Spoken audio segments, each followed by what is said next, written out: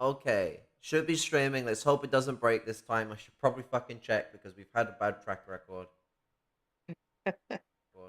Yes, I see. I fixed my computer. I had to redo the fucking thermal paste on the CPU and the GPU, and so it's behaving now. It's not overheating and causing me fucking stress troubles. We're here today to piss on the poppy. Well, maybe not exactly that, but something metaphorically akin to it.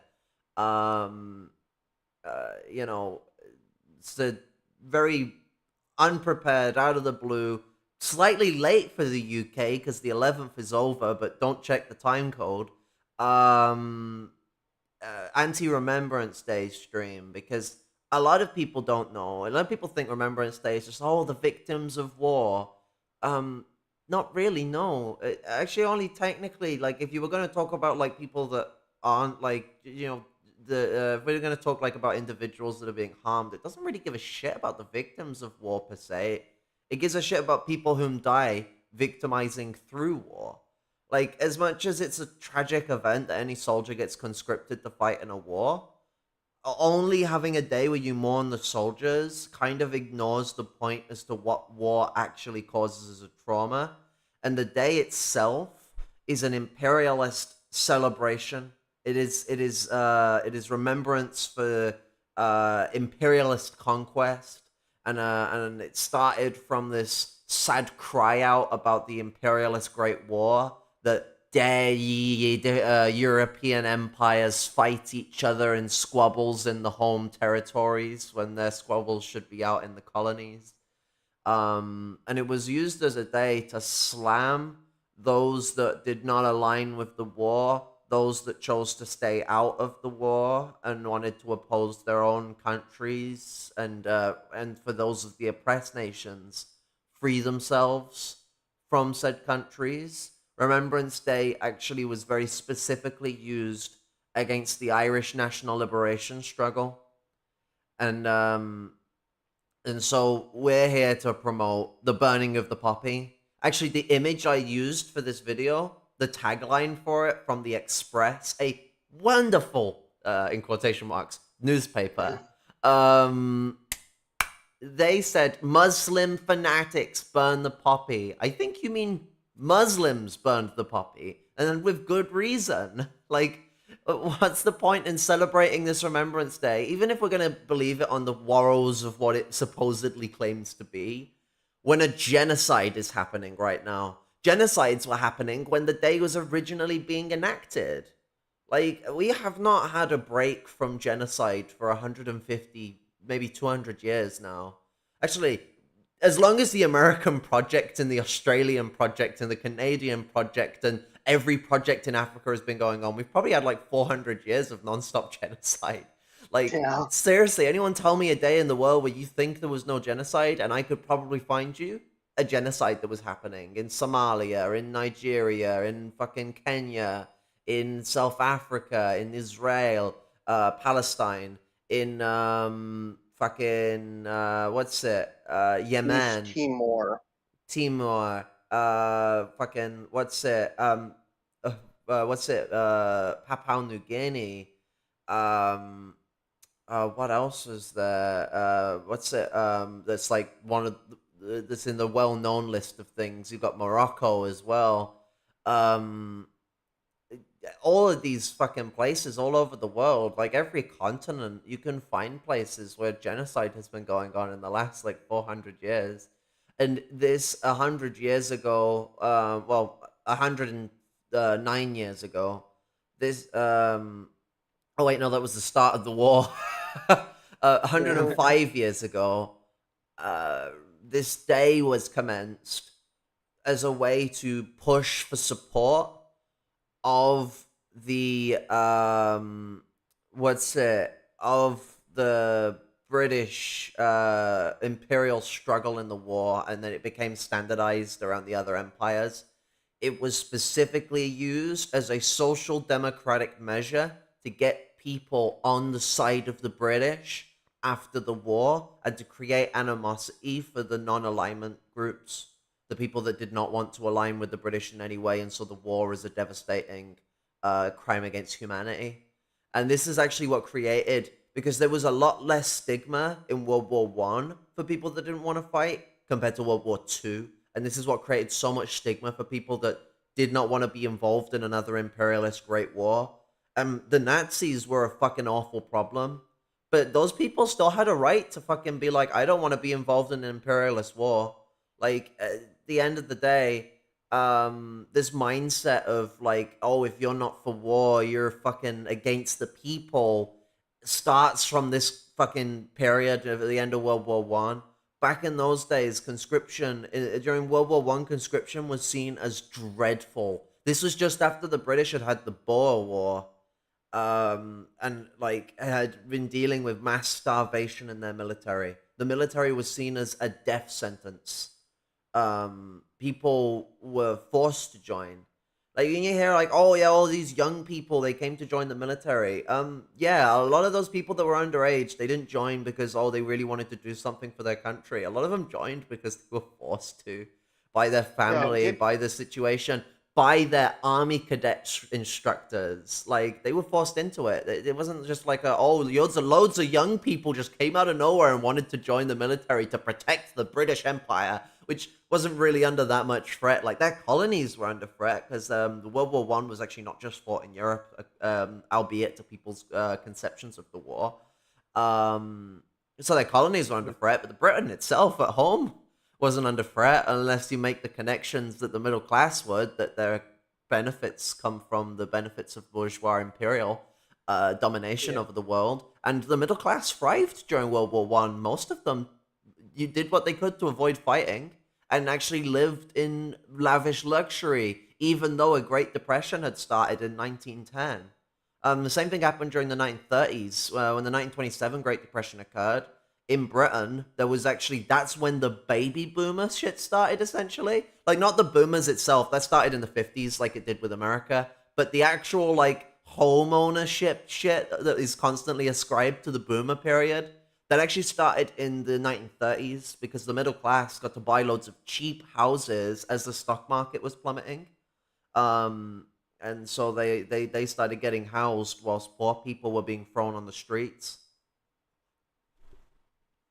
Yeah, we also got to take into account like especially in these like colonial fucking countries and imperialist countries and shit, is the degree to which their economies are militarized as well. Like especially in like certain areas, like whether it's geographically relevant for it to have some type of big old military base or whatever.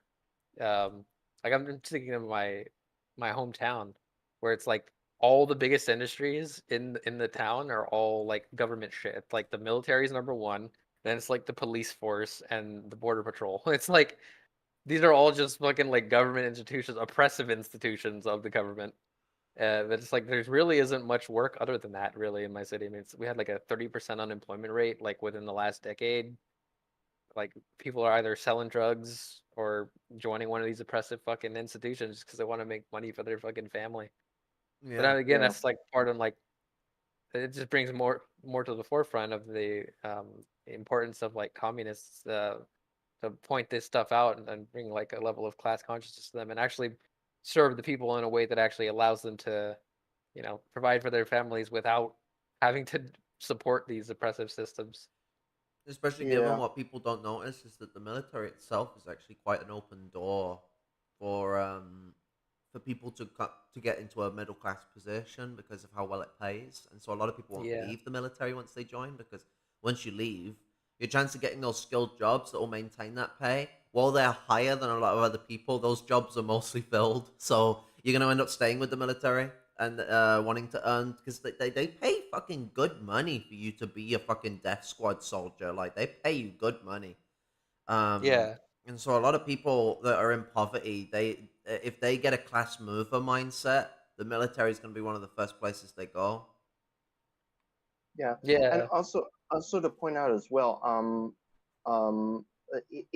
if you know, like if people were so riot, so patriotic and rah rah to join the military, in Britain and the United States specifically, because other countries had conscription laws, except for well, in continental Europe, I believe only the United Kingdom didn't have a conscription law up until 1914 when they had to implement the draft. And interestingly enough, America, a child of Great Britain, also implemented a draft law in 1917.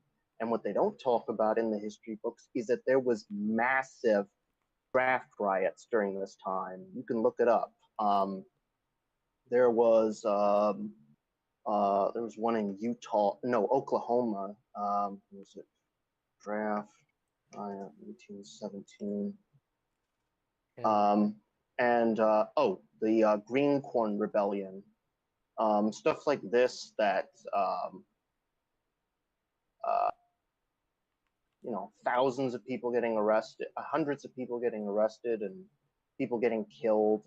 We don't really know probably the full numbers, but there was a lot of people who was hearing the horror stories coming out of World War One, and they were like, "Yeah, I do not want to be going into the trenches and shit." Also for men especially. And I know in 2013, after I finished high school, I randomly found out that if I wanted to get financial aid to go to college, I actually needed to sign up for the draft. So if you're like in an economically precarious position where you can't pay for your school and you need government assistance for that type of stuff, you're basically you are forced to sign up for the draft. Mm-hmm. Or you're like my brothers, and you're from a well-offish suburban environment, but have insecurities and the social alienation that comes with that as well, and um, um, eventually start dabbling into certain drugs and other illicit stuff like that, and become straight out junkies. And the only way that they can quote redeem themselves is joining the U.S. Army or U.S. Navy for my older brother and younger brother. I mean, what we see as well with the period that Remembrance Day originates from is that we see all over the place working class people actively opposing the draft, actively opposing the want of the imperialists for these proletarians to engage in wanton murder and conquest in Europe, in Asia, in Africa, and where was the Second International? Now, mind you, I mean, it's pretty self-explanatory but for anyone watching that is a bit new to communism, a Comintern is a united group of communist parties. They're supposed to work together in some way. They almost unanimously agreed for supporting each other's empires in wars against each other. So much for proletarian internationalism. I don't know how, like, you come to that kind of conclusion when you're an international of communists that are meant to, be fornicating in some way. And, like, they contradict each other as well, because Kautsky's positions were centered on Strasser, not Strasser, right? Who's the fucking dickhead? Let me get him up. Russian socialism. Yeah, Spenglerite. Spengler. Yeah. Kautsky was operating on Spenglerite positions of the British being a super imperialist entity that is fucking dominating all the other empires. Which, that's a weird way of saying hegemonic position. Like, we already have a term for this, Kautsky. Like, shut the fuck up. Like, this happens when imperialists get very powerful. They imperialize other imperialists. Welcome to imperialism. Like, sit the fuck down. But He's also then, doing the whole like defense of the fatherland shit too, without taking into the context of like colonial or oppressed countries and shit like that. He wasn't even also, taking that shit into account. like, fatherland is a very, like, imperialist perspective. Like, the socialists took on the term motherland to specifically contrast the imperialist perspective of the fatherland. Yeah. Um, there's actually a few times when even though it's a fraternal ideology, there's like a lot of maternal language that's used, and it makes a lot of sense given the feministic elements of socialism and communism.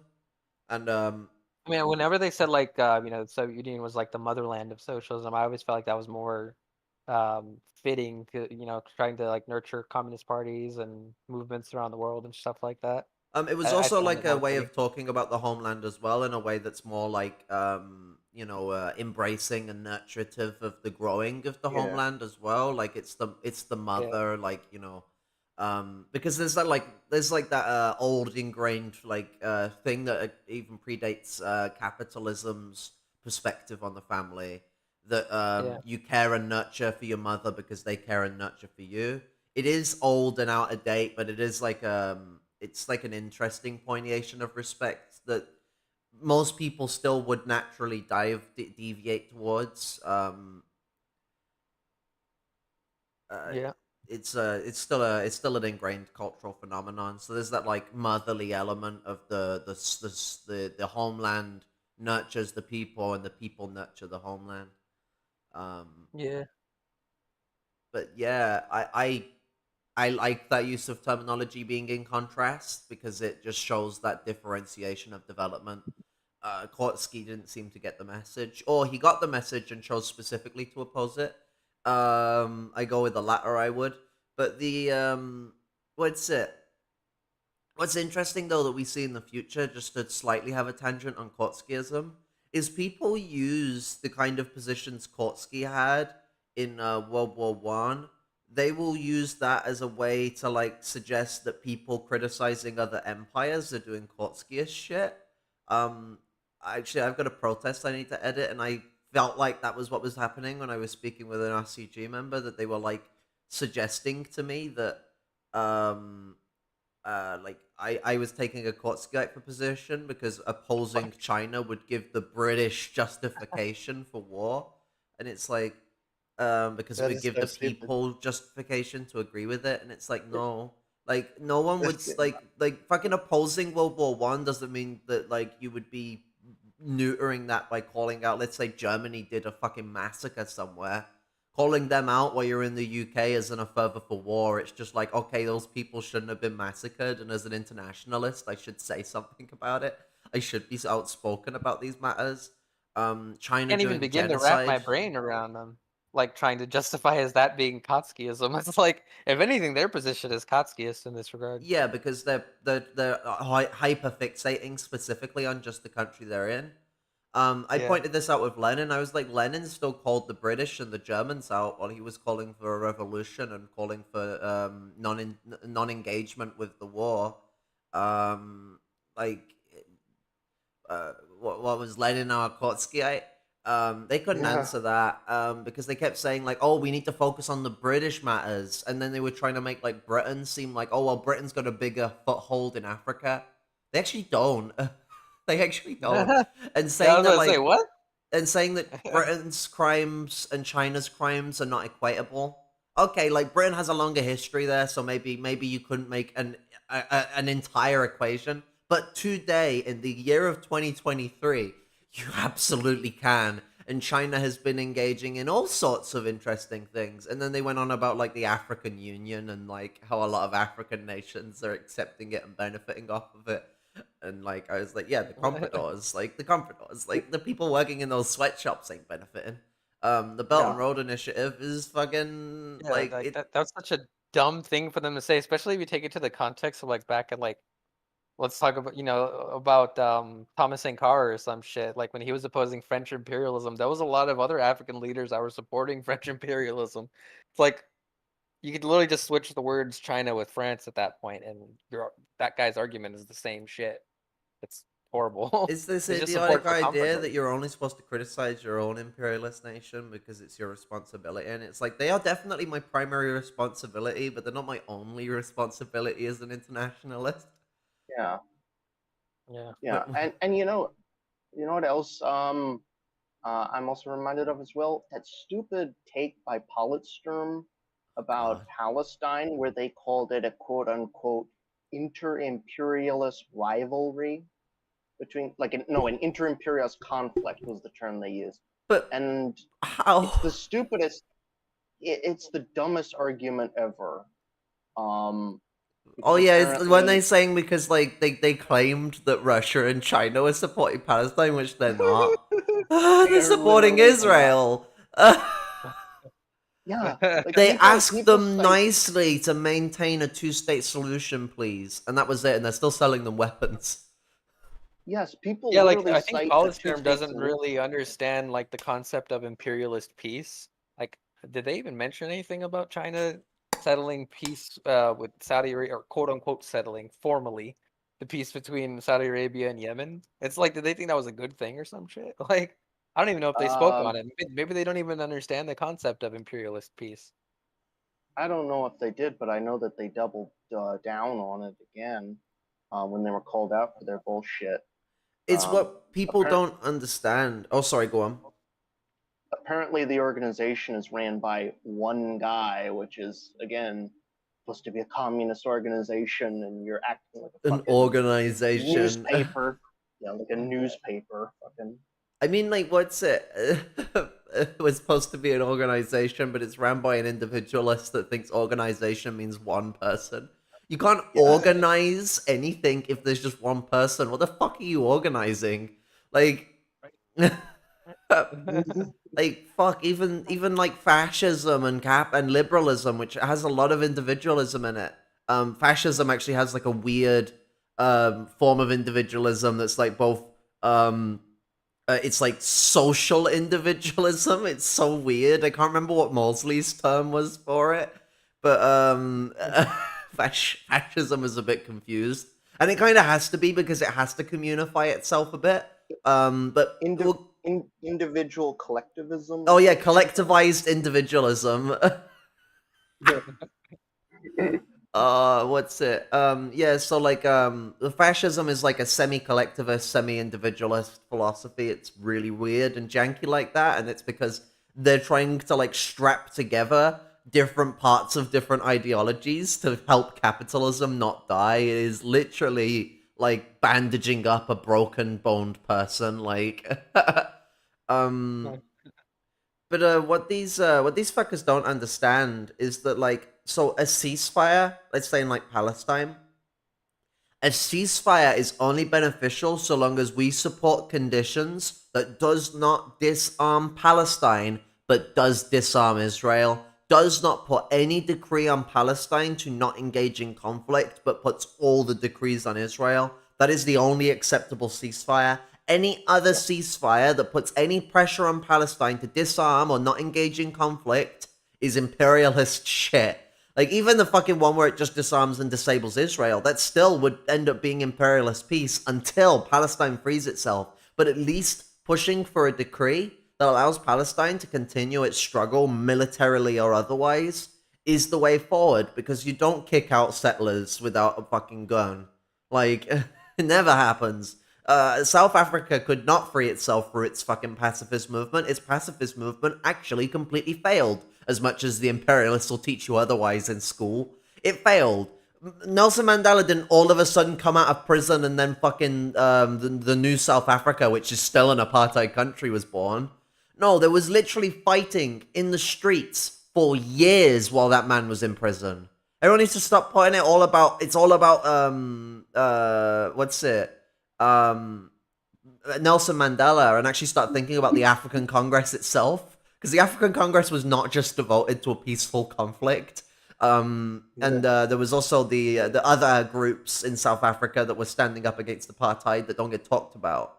Um, these struggles, they don't succeed without the gun, and actually a hesitation from the African Congress to use the gun is one of the conglomerate reasons why South Africa is in the British fucking Commonwealth, why South Africa is still an apartheid country.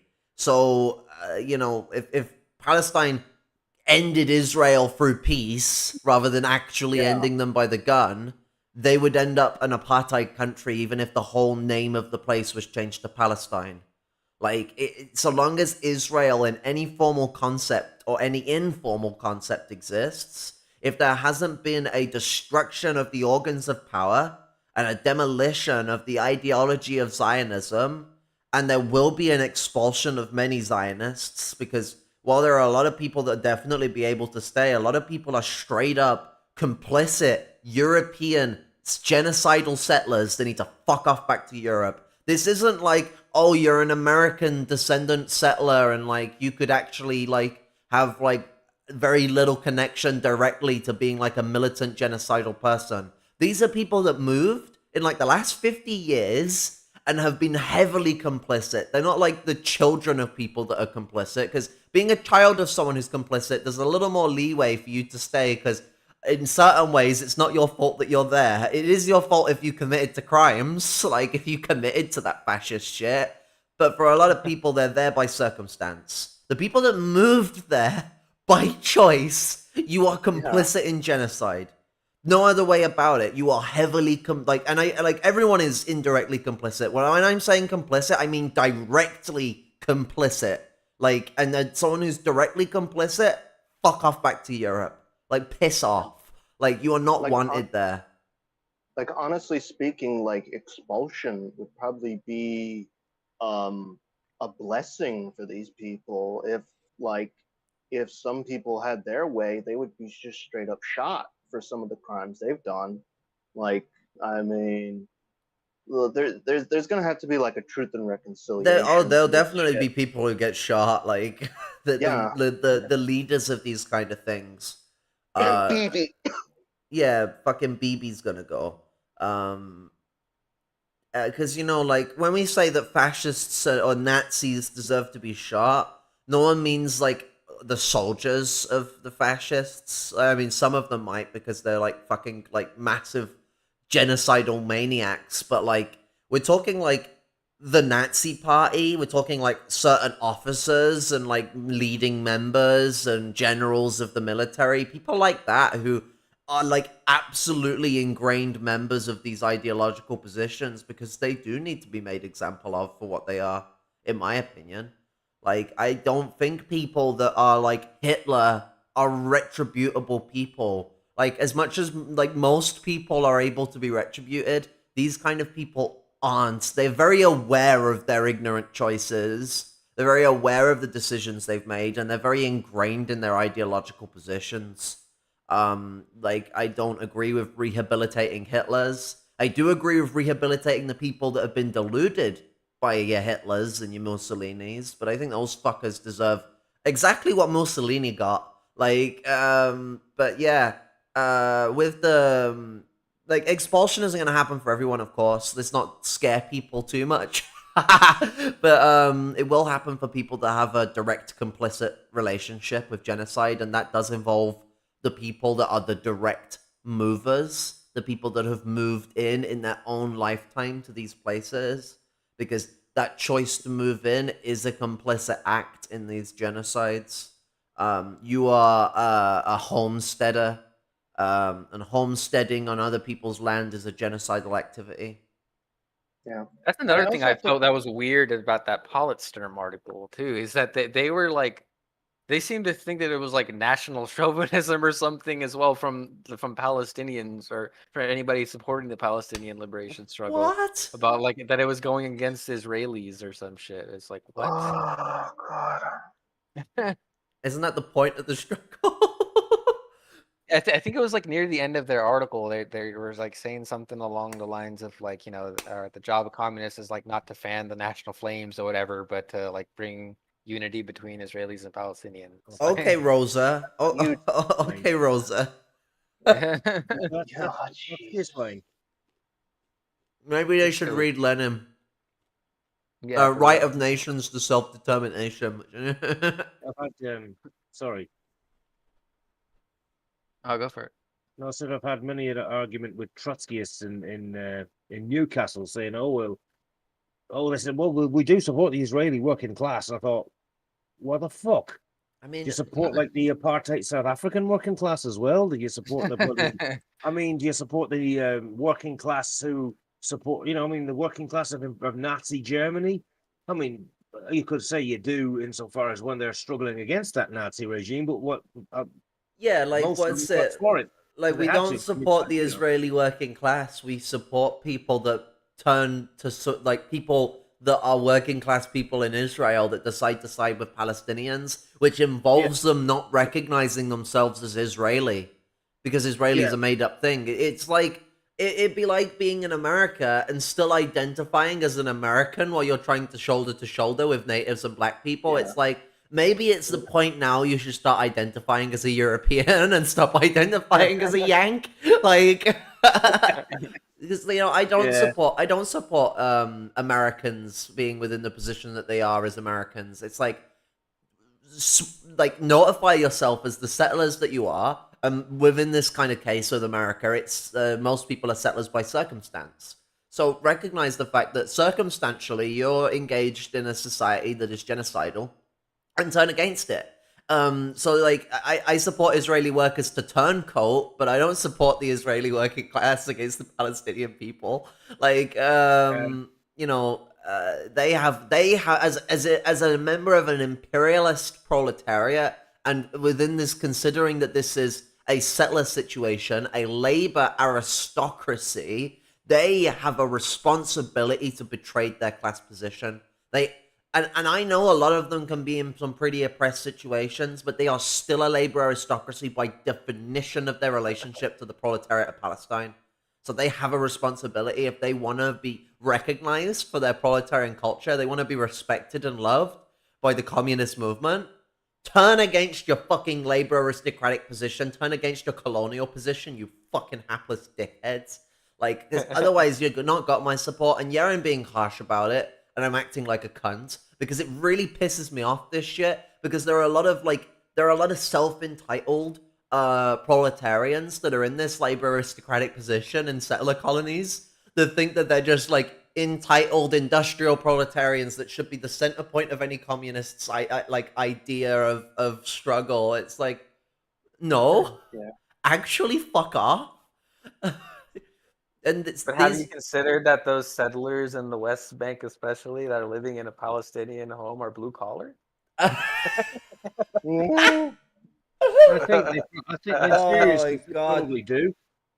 They might be blue collar, but like that's such a like liberal mindset. Like For real? it's like No, this was the It is, but I honestly think that Paulson would say some bullshit like that. they the people I said would. this.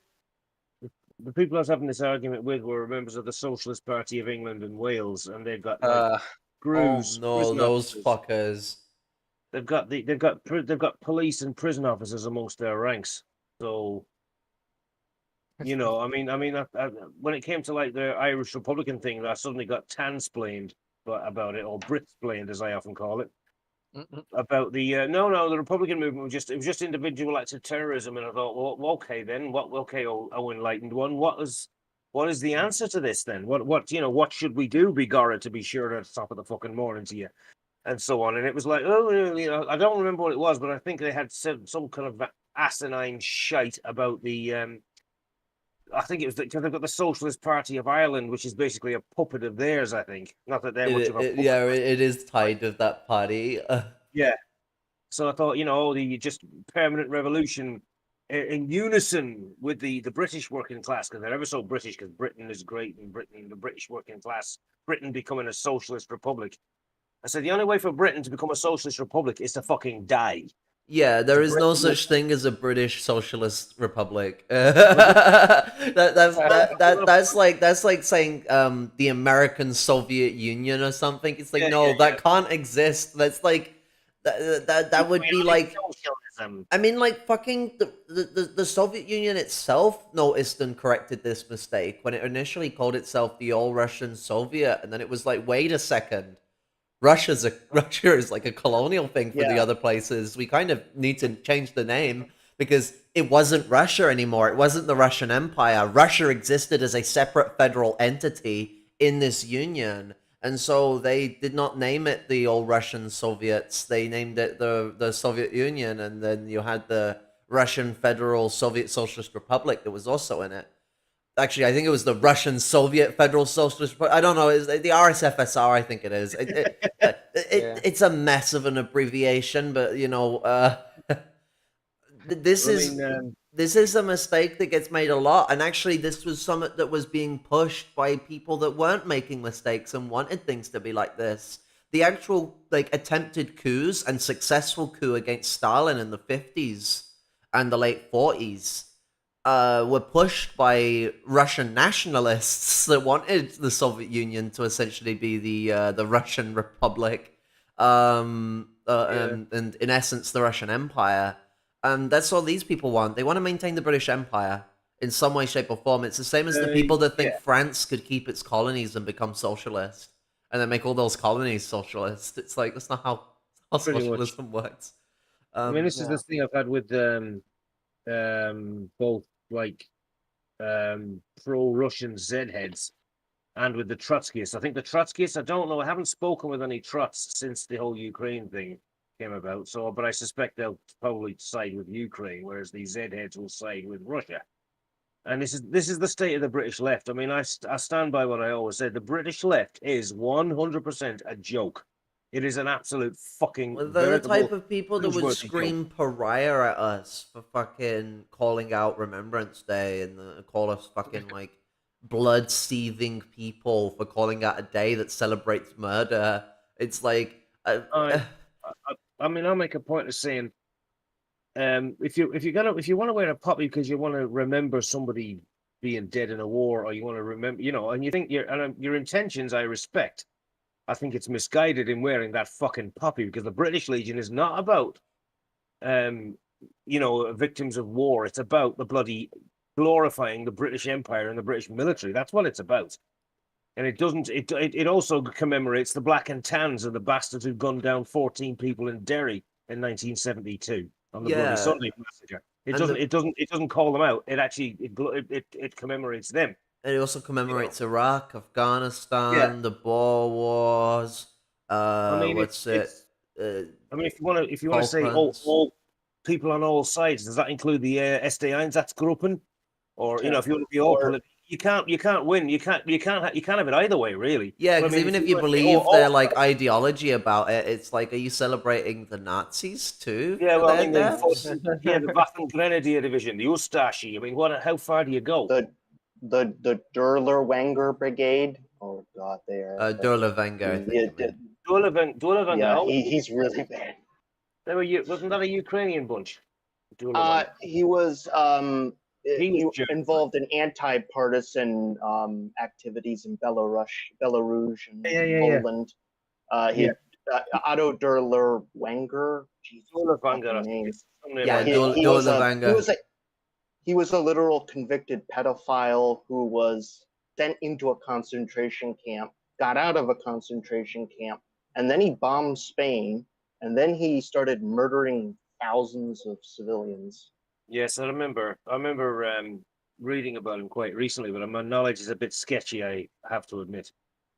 But yeah, an absolute piece of shit. I mean, it's the thing. It's like, how far do you go with this? Oh, we commemorate only our side, so that includes fucking black and tans, war criminals in Iraq, Ireland. I mean, fucking hell, That's the Kenya, thing. Malaya. People think that like it's like just this standardized holiday that every country celebrates, and it has become that. But it wasn't originally that. It was originally very specifically a British holiday. And the wearing of the poppy is a British thing. It started in just after World War One, and it was used to stomp on the Irish. It was used to claim that we were like bloodthirsty maniacs that would piss on the massacre of the British, and that we abstained from their war, and we allowed many people to die by that abstination, and that our revolution was pissing in the face of the dead. So there was a genocide still going on in Ireland that started in the 1800s when that war happened.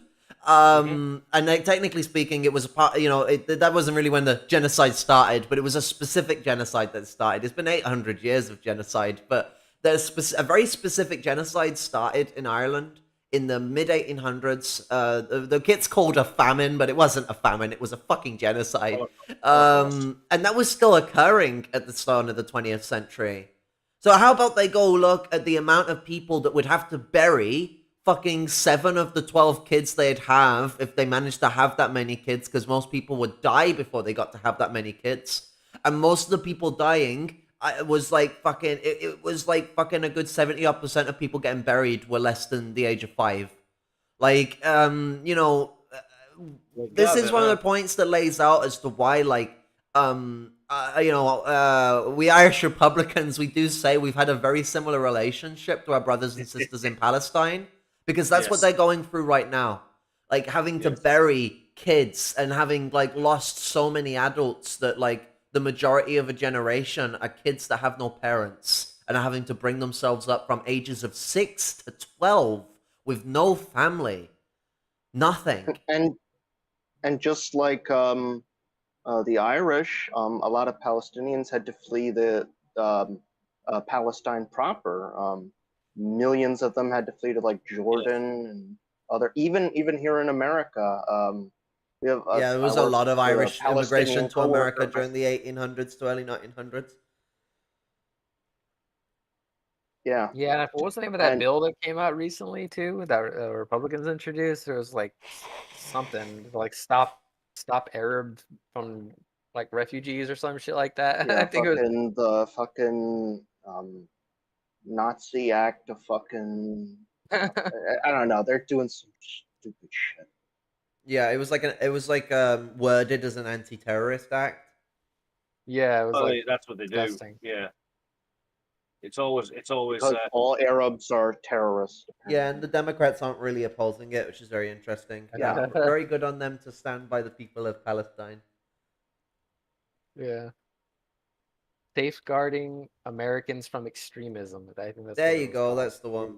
extremism is only when one side does it. When it's like the other side doing it, it's just a lone wolf lunatic, or it's mental health people should all be Well, locked yeah, up it's there. like Muslims burnt a poppy, and that's where I got the picture from for this video. And so then the British fucking press are like, Muslim fanatics burn the poppy, and it's like, no, it's just Muslim people doing the right thing. Like, Celtic, grow well, even up. those Celtic fans did something similar, and what do they call them? They're not generally Muslim. We don't have Muslim extremists in this country, and usually when they appear, you actually find out that they were being lulled on by British fucking like intelligence Yeah. services. They know about these bombers because they're usually the Yes. cause for them.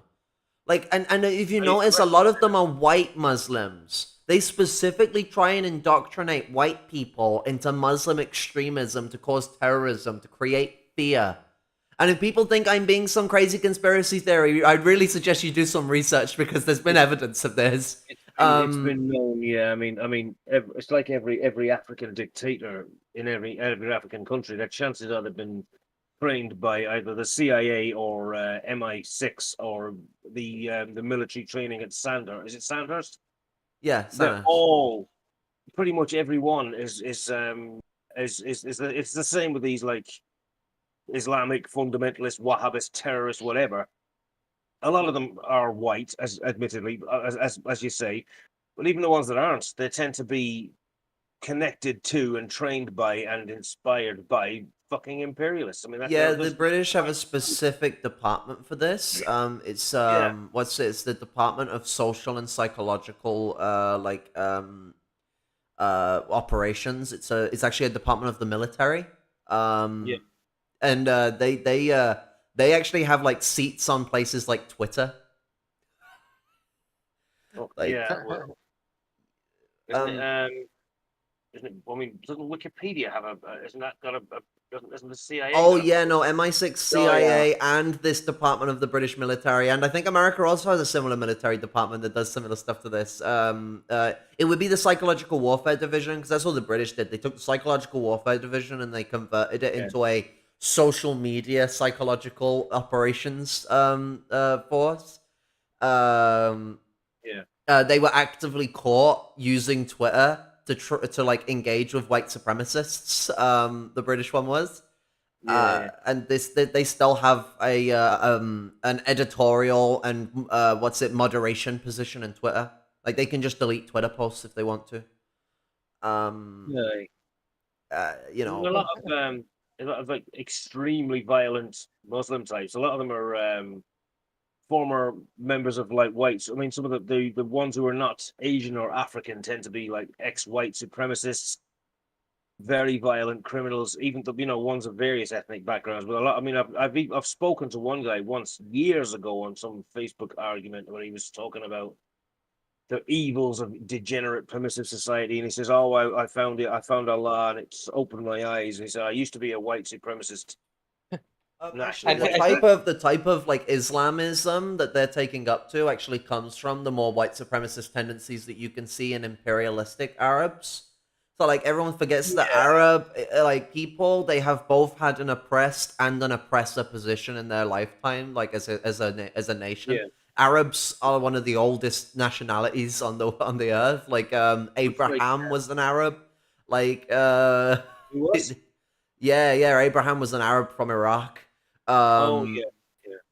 yeah, like and so Arabs have had a long history of getting oppressed, being an oppressor, and then getting oppressed again. It's much The like Arab the East. empires were what predated the Ottoman Empire when the Turks took over. This is, I mean, that's the argument they use about the Jews being there first. The Zionists are using this argument as I well. mean the fucking what's it the Canaanites were there first, and the Canaanites have a direct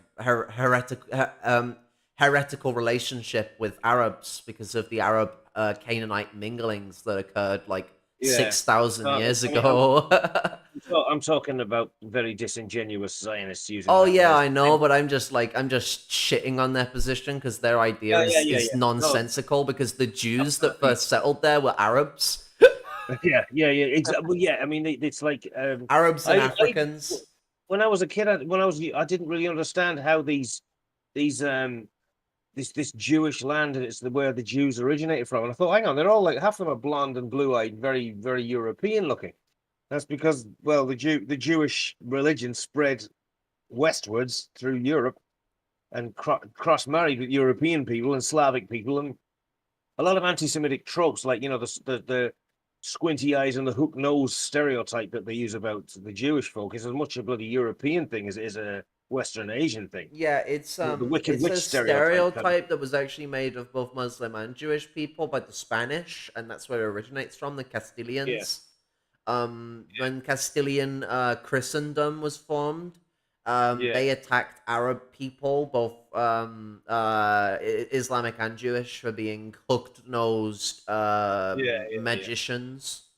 Well, I mean, it's like the Arabs and the Slavs. Because I mean, a lot of the Slavic people were Jewish as well. That's another thing. A lot of the communists were Jewish. Judaism and and what's it, Islam has been very common in the Slavic region, especially in the Baltic, the Balkans, and in the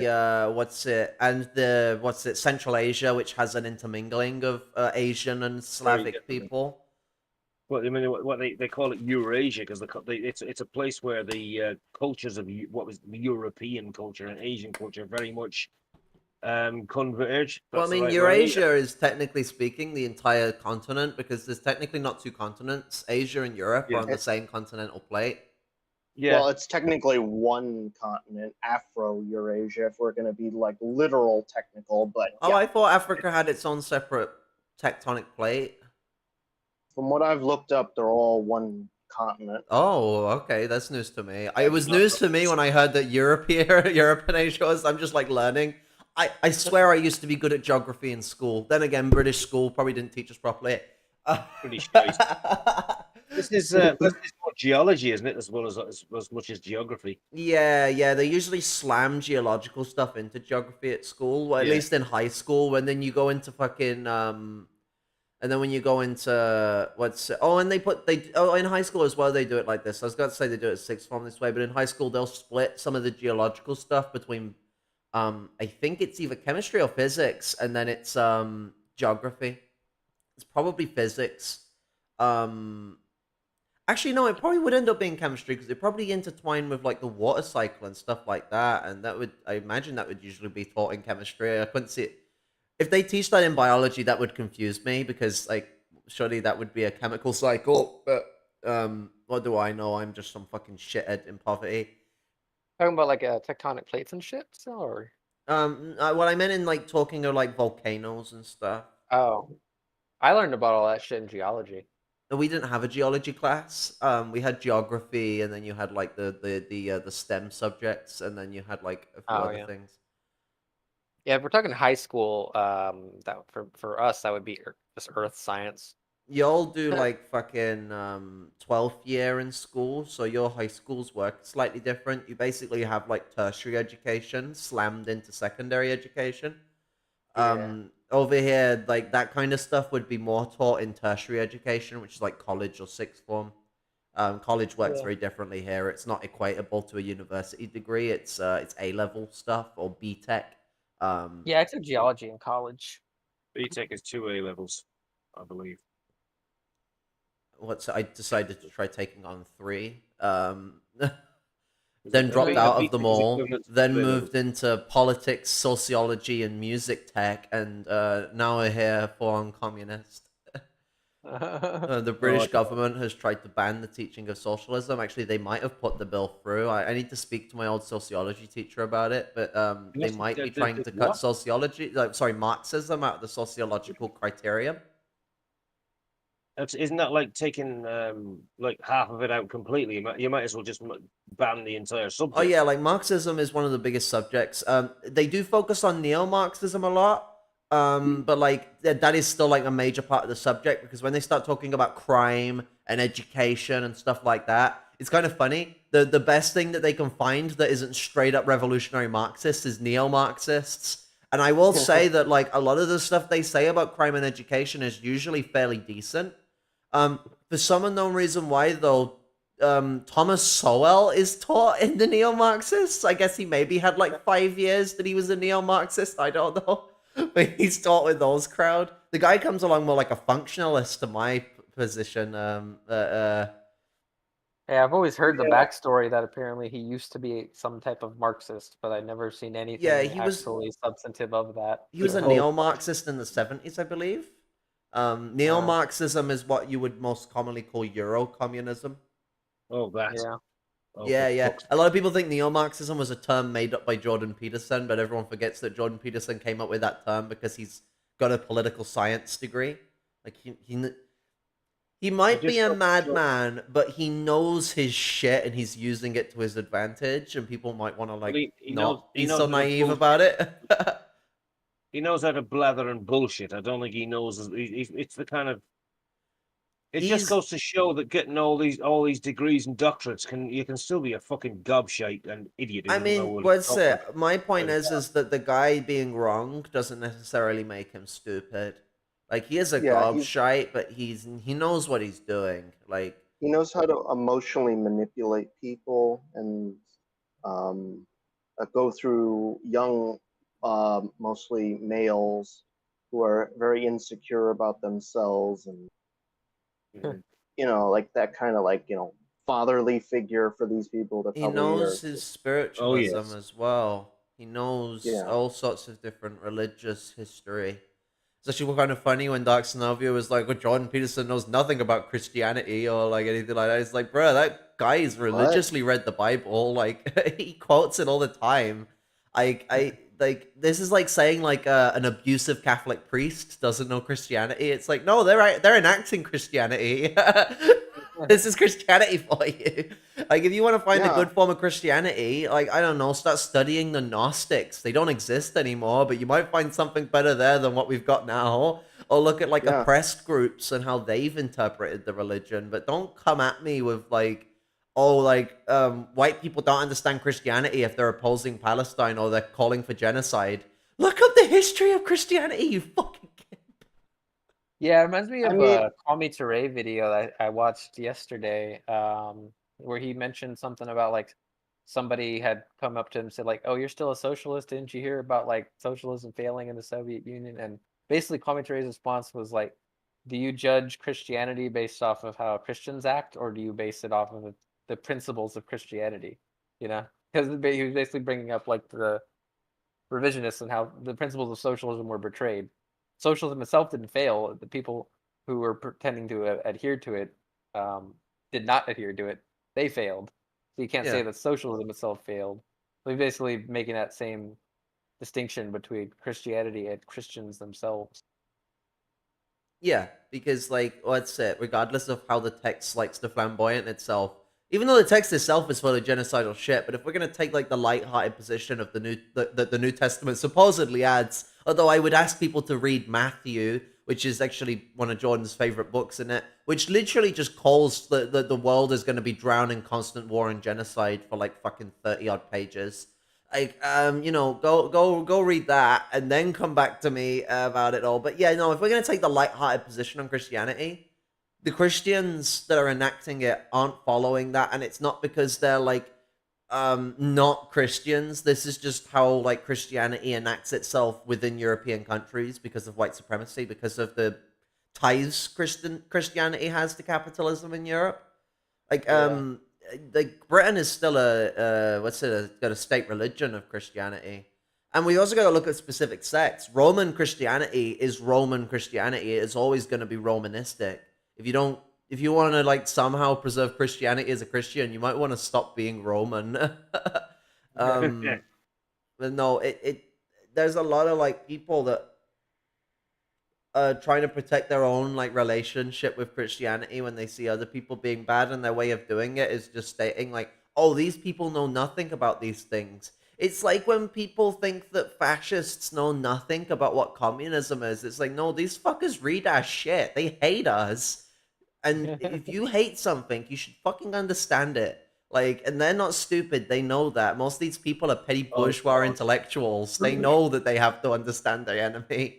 Hitler read the shit out of Marx. Evola read the shit out of Marx and Lenin and all that. Fucking Mussolini did too. Yeah, Mussolini as well. And so like, literally, yeah. A lot of them started out on the left, didn't they? I mean, like Mussolini being one. supposedly.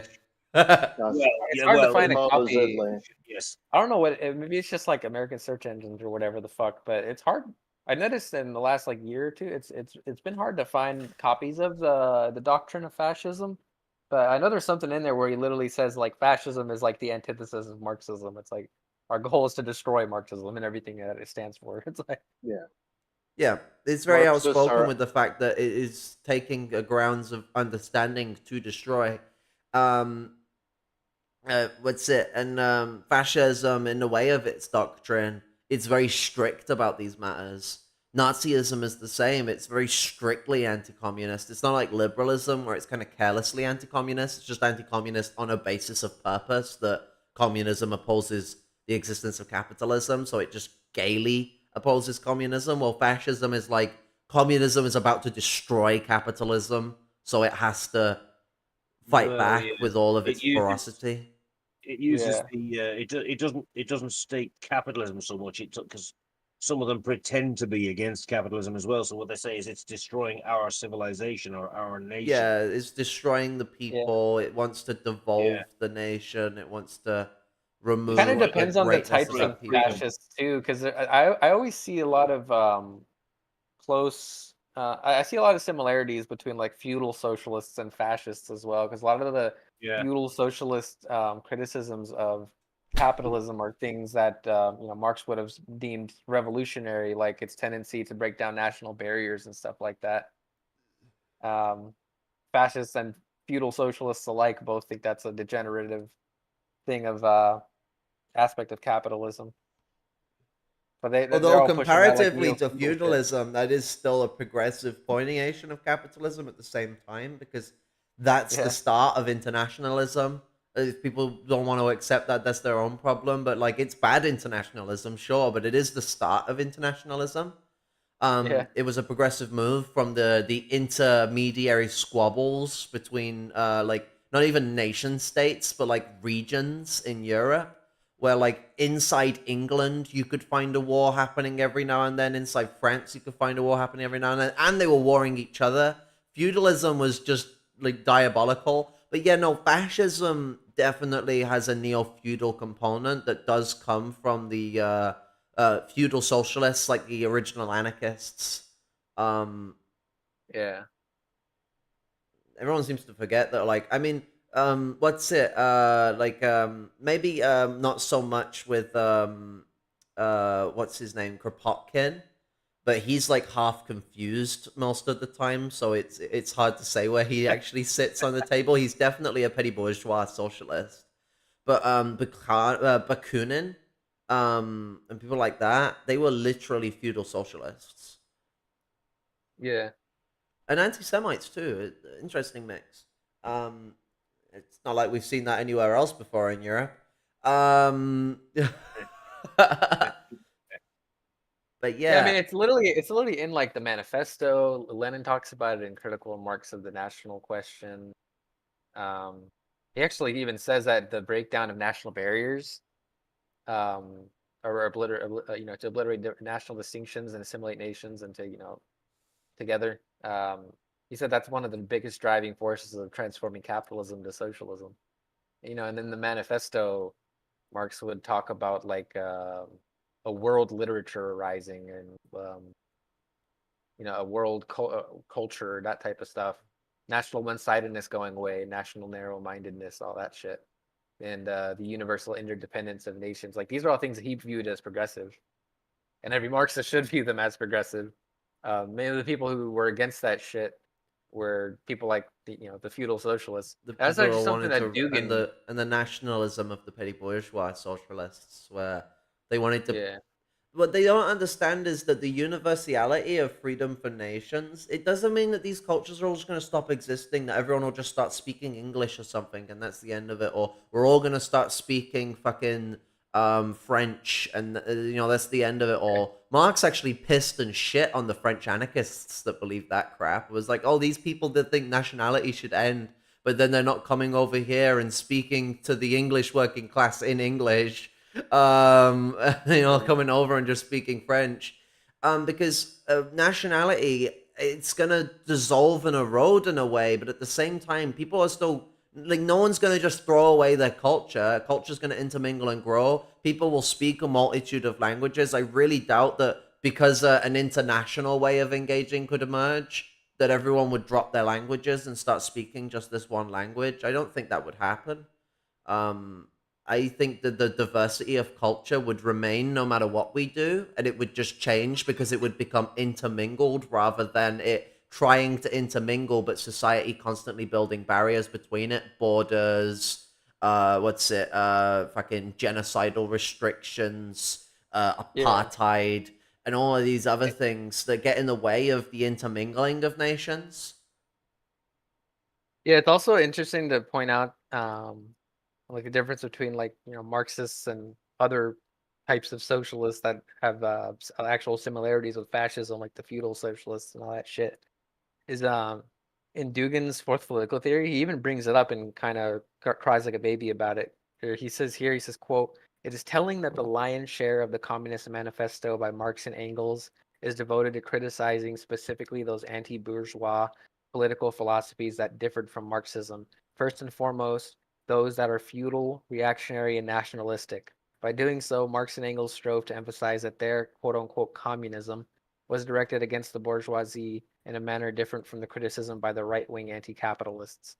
In reality, compared to all the other reactionary and conservative projects, Marxists stand on the side of the bourgeoisie and seek to bring its victory closer, since it translates into the narrative of historical progress and the logic of modernization."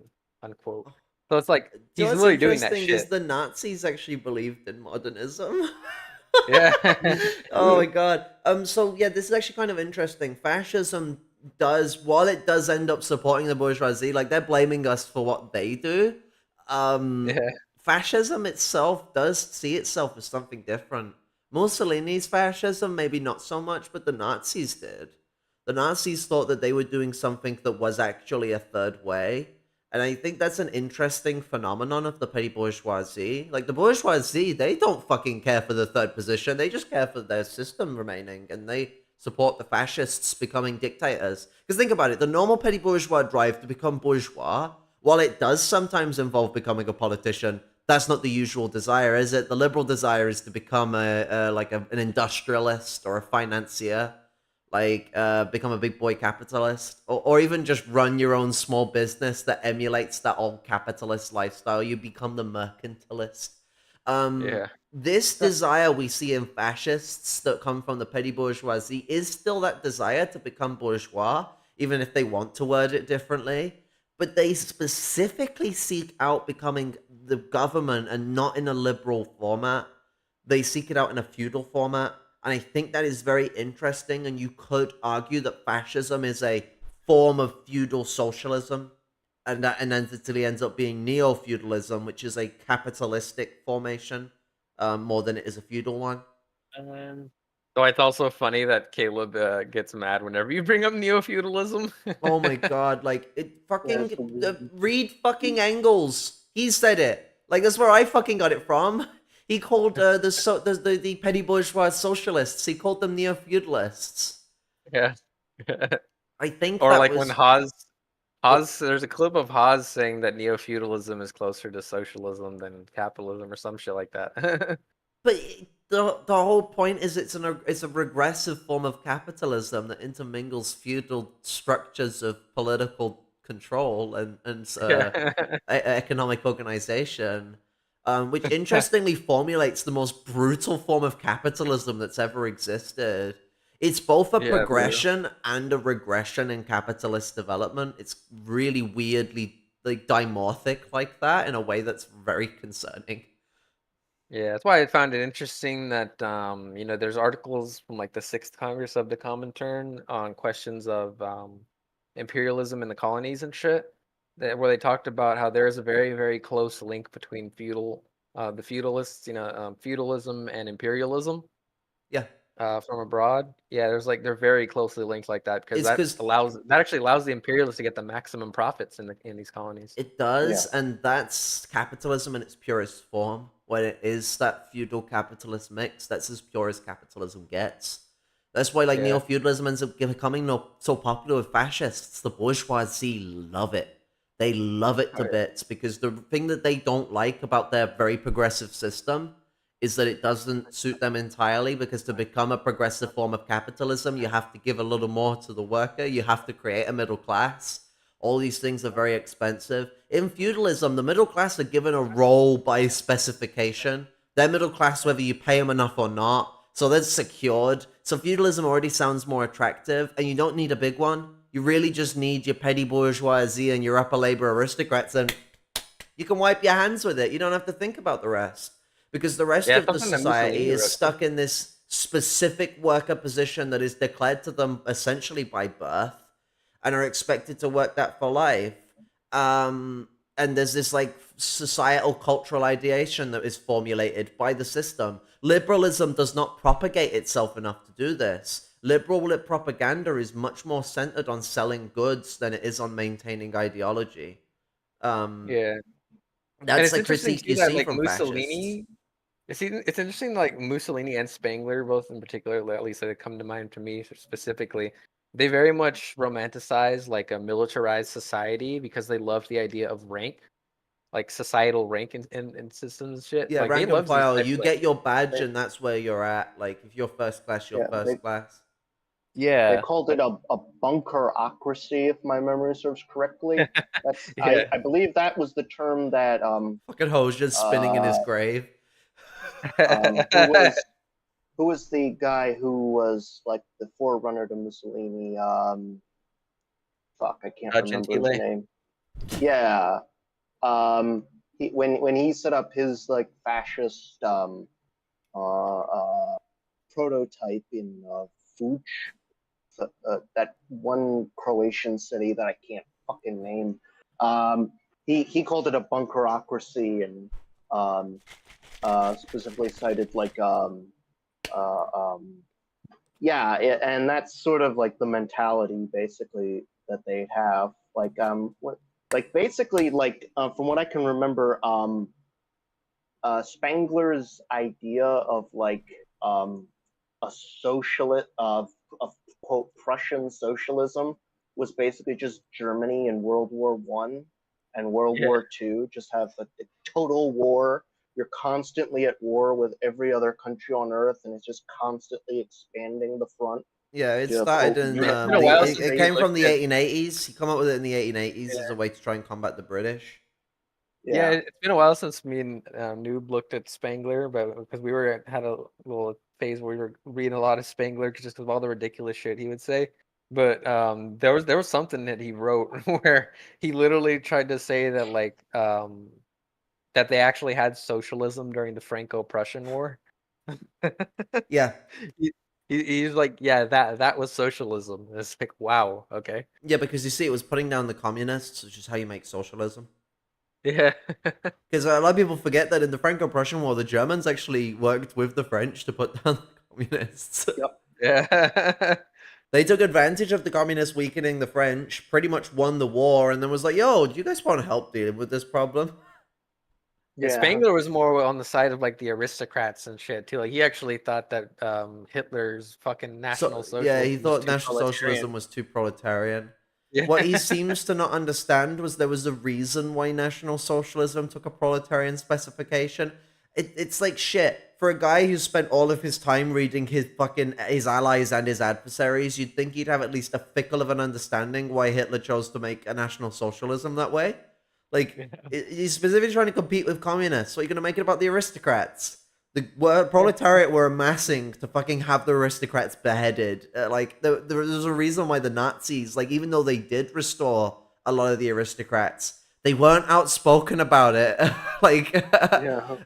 they made it about the aristocracy in a modern context, a modernistic context. They tried to make the old aristocracy a part of this new aristocracy, which was comprised of the petty bourgeoisie, and that was that was the direction capitalism, liberalism was moving anyway with the petty bourgeoisie. A lot of people forget a lot of the petty bourgeoisie are the old aristocracy, and the petty bourgeoisie is the Yes. bourgeois aristocracy, whether they own property or not. And so what's it? The Nazis promoted the aristocracy, but in this neo-aristocratic sense. And this is where you start getting quotes from people like fucking what's his name, Goebbels, that the quote, "The aristocrats make history," end quote. Yes. Like, for all of its proletarianistic language, the Nazis were very for the aristocracy, but they did so in a way that was very, very crafty and actually very much once again in line with the kind of ideas propagated by petty bourgeois radicals and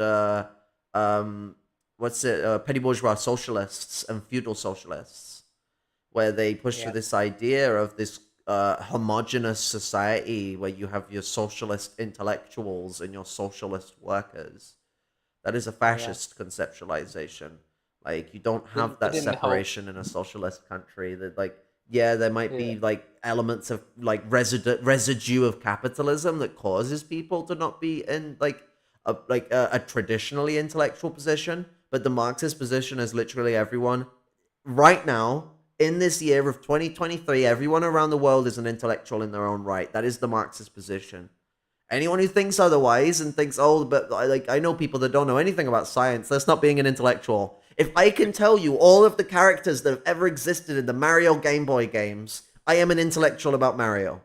If I know where to find the cool spiders, and I can tell you all about these spiders, I'm an intellectual about spiders. If I know how different grains of dirt works, I'm an intellectual about dirt. If I know the bus times off by heart and I know how like that bus runs and like I know what the tickets are made out of and how they print on them, I'm an intellectual about those things. If you know how a rock looks, you have some intellectuality about a rock. Intellectuality is a in a many ways, philistine concept. It's something that goes back like thousands of years, and like it's literally just knowing things. That's all it means.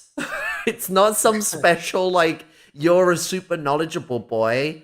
That's just not how it works. Like, you could be a skilled intellectual in a field and know a lot more than someone, sure, because you've studied more.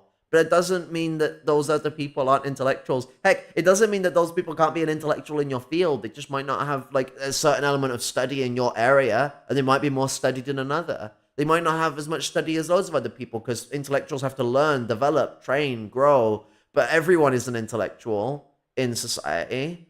Guarantee those aristocrats don't know a lot of shit that the people that like the serfs or some shit knew. Like they if they were on their own out there, they'd probably die. I mean, the only reason why they knew a lot of shit as well was because that information was delivered by the serfs. And today, like, the petty bourgeoisie get their information by the proletariat. I had loads of people discern that, and it's like, no, I learned it myself. It's like, yeah, on your fucking computer, built by the working class, on information provided on sites, usually typed up by working class people in third world countries that have to work for a lot of information data sites. Like, the coding that's done for those sites that a lot of the time is outsourced to India or Africa. Like everything that you do as an intellectual, from the books you read to the fucking shit you research, it all is provided by the working class. The research itself, a lot of the time, is provided by the working class. When petty bourgeois intellectuals go into other countries, yeah, they do some of their own research. Do you know what they also do? They hire a research team of poor people to go around and do a lot of the research, and they'll have a head researcher that's also petty bourgeois from this oppressed nation that they will work with as a part of an administration team. Research is a lot of the time done by the proletariat, not by the petty bourgeois intellectual who's supposed to be the research expert. The rocks, the fossils. They're a lot of the time these things that they're discovered in like Africa by really like poor workers that are doing archaeological digs. Like, the fucking archaeologist, like fucking petty bourgeois, I've got fucking 300 grand in the bank to spend on whatever I want at any time, and I'm also still earning 200 grand a year, fucking dickhead. He's not digging the fucking site up. He might turn up and help if he's that like dedicated to his work, and fair play, but like he's getting paid hundreds of thousands to not or do turn up, and he's the one who sells the fossils, and the cut they get is, oh, you worked for hours for this pay? Well, here's your money for the work you did. Now, don't spend it all in one place. More often than not, a lot of those people doing that actual field work are fucking interns from college. Oh, yeah, yeah. They're not getting paid a dime for that. Fucking what's it? That's how a lot of game development will work, because like game developers do get paid a typically pretty good salary. Like, you're usually expecting to get like $75,000 a year. But if you get a college intern, you can get away with paying them like $40,000 a year. Dude, that sounds good for the fucking college intern. Oh, that is still good per se, but you're getting half of what you should be getting, so you're basically being worked like a slave, and sometimes it's less than that. Yeah, I remember in my my third year in college, I had to do a semester interning, and pretty much didn't get paid shit. So yeah, all I got from that was a college credit. Tech's a funky example because it is a lucrative business like that. Yeah. People in tech that aren't getting paid very much are either like people that do spreadsheet work or like third world people. Coders, they tend to get a fucking bucket ton. Yeah. But, they're just workers that they're totally not petty bourgeois or anything. Fucking 70 grand a year. Fuck. Like you could say labor aristocrat at best, but it's like, shit, you got so much money that you can invest. Even if you don't invest, it existing in your bank account is an investment, and people don't understand that. Yeah, there's another thing too. Somewhere in Engels' Principles of Communism, but he basically says like people that don't have ties to capital, and that'd be like proletariat. So it's like if you're making like 80, 90, 100 something $1,000 a year, it's like you probably have investments in capital. I mean, what's it? If you have that excess capital, you also have a tie to capital, because one of the reasons why proletarians aren't tied to capital at all is because we don't have excess that can turn into massive profits. Like, we can't like having 2 grand in savings is not really much excess. Like, some people, it takes years to get that. Having 100,000 in savings, even if you decided not to invest it somewhere, it existing in your bank account, the interest you get off it is an investment at that point.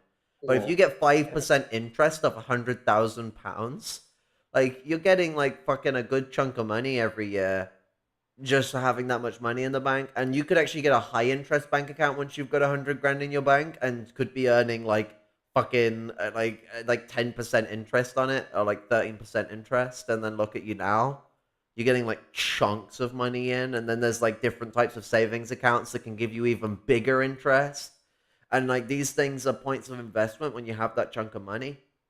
And arguably that excess money itself is a form of capital because you're accumulating. What's it? This, I find, comes into why the labor aristocracy kind of gets classified both as a proletariat and as a bourgeois entity, because itself develops this excess, not in as large amounts as petty bourgeois workers do, but certainly in a large enough amount that they can invest in stocks and other things like that. You'll actually find most labor aristocrats tend to have some form of like Bitcoin or like fucking stock investment. Um, Yeah. I know kids of those families that invest in stocks. Yeah. I just don't even trust the shit, so I'm not even gonna try to do any of that investment shit. That shit could crash and fucking do all this other shit. Fuck that. Yeah, yeah. Well, there was something like that. It was called the dot-com bubble. That's Yeah. neither here nor there for that. We've had the GameStop bubble, which is even funnier than the name of the .com bubble. Oh yeah. It was all the GameStop memes. I remember that. That was kind of funny, actually. I forgot to take my HRT. I don't even remember like what it was about GameStop that like fucked everything up though. Oh, they bought stocks while the company was dying, and it basically like increased the company's stock market value, which then caused a crisis in capital. They wanted GameStop to die because it would have helped them wean off like an economic crisis in the selling industry, which is one of the largest industries in capital. Uh-huh. Yeah, the Well, it's like capitalists were getting. I saw a lot of people like making memes about like GameStop, like, oh wow, GameStop, they're like the Chad here. But it's like part of that's funny, but then I just think about every experience they've had with GameStop. It's like, wow, these people suck. Like they give you back like $2 for a fucking new game. Yeah, you're best trading into anyone but them. Yeah. Or selling it to a friend or some shit.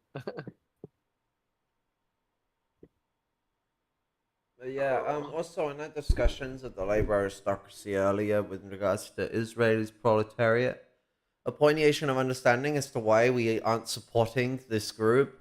There's stratum of workers turned bourgeois or the labor aristocracy whom are quite philistine in their mode of life, in the size of their earnings and in their entire outlook is the principal prop of the Second International, and in our days, the principal social, not military, prop of the bourgeoisie. For they are the real agents of the bourgeoisie and the working class movements, the labor lieutenants of the capitalist class, real vehicles of reformism and chauvinism.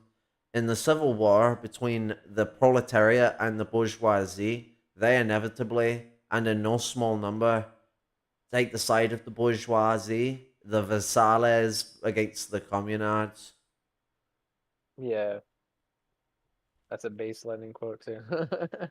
Oh yeah, absolutely. Yeah, I just don't see like why people should. It's always this pity party about the labor aristocracy in Israel. It's like stop trying to like feel sorry for them and just tell them to like if they really want to do something, they'd be fucking organizing with the Palestinians to shut that country down. I mean, Because we've seen this before, like with like there was a shutdown with Palestinians stopping work. I forget when it was. And that's another thing as well. A lot of Palestinian peoples are basically treated the same way America treats Latin America, as a cheap source of labor to exploit. And that is why a two-state solution can never happen, because guess what? Guess who owns all the land? Guess who owns all the wealth? Guess who owns fucking everything? I'd say the relationship is more akin to how America uses black people in the industry Yeah, because of the settler colonial relationship. Like yeah, in car plants all throughout the Cold War, all the way up until basically the 2000s, what they were was white managers, white foremen, and then everyone else was black. Everyone who was proletariat who was actually doing the work were black, and it was segregation intensified. It's even worse than what Ford was doing, where he was splitting his factories in half. Instead, now it was there's just the black people doing the work and the white people telling them to do the work. And that's the kind of shit that goes on in Palestine. The Palestinians work and the Israelis tell them what to do. They do their own work for their own society as well, but that shit is not seen as worthwhile to Israel. They couldn't give a fuck. They want Palestine to build for them primarily, and they don't give a shit if they suffer in the process. You very much see how America destroyed black communities. There were a lot of black communities that were thriving in the turn of the 20th century because they were cut off from the American government, so they would develop and thrive on their own right without having to deal with a jackboot on their ass. You know what white people did in response? White workers, to be as well. Like, not just like the white petty bourgeois alone didn't just gather up and do this. The white petty bourgeois and the white working class organized and burnt these villages to the ground. Like, The Tulsa race riots, Black Wall Street. Yeah. yeah, the Red Summer massacre. That was actually covered in the recent Scorsese film about what was it? What was going on in Oklahoma with the natives being killed by white settlers coming in, marrying a native woman, and then she mysteriously dies all of a sudden, and then they come in and steal the oil. I think because they were watching a news clip, because my parents told me, because they saw the film and there was a news clip of the Tulsa race riots that happened at the same time there too. A really fucking lovely time to be alive in Oklahoma. Has there ever been a lovely time to be alive in Oklahoma? Preferably before white people turned up.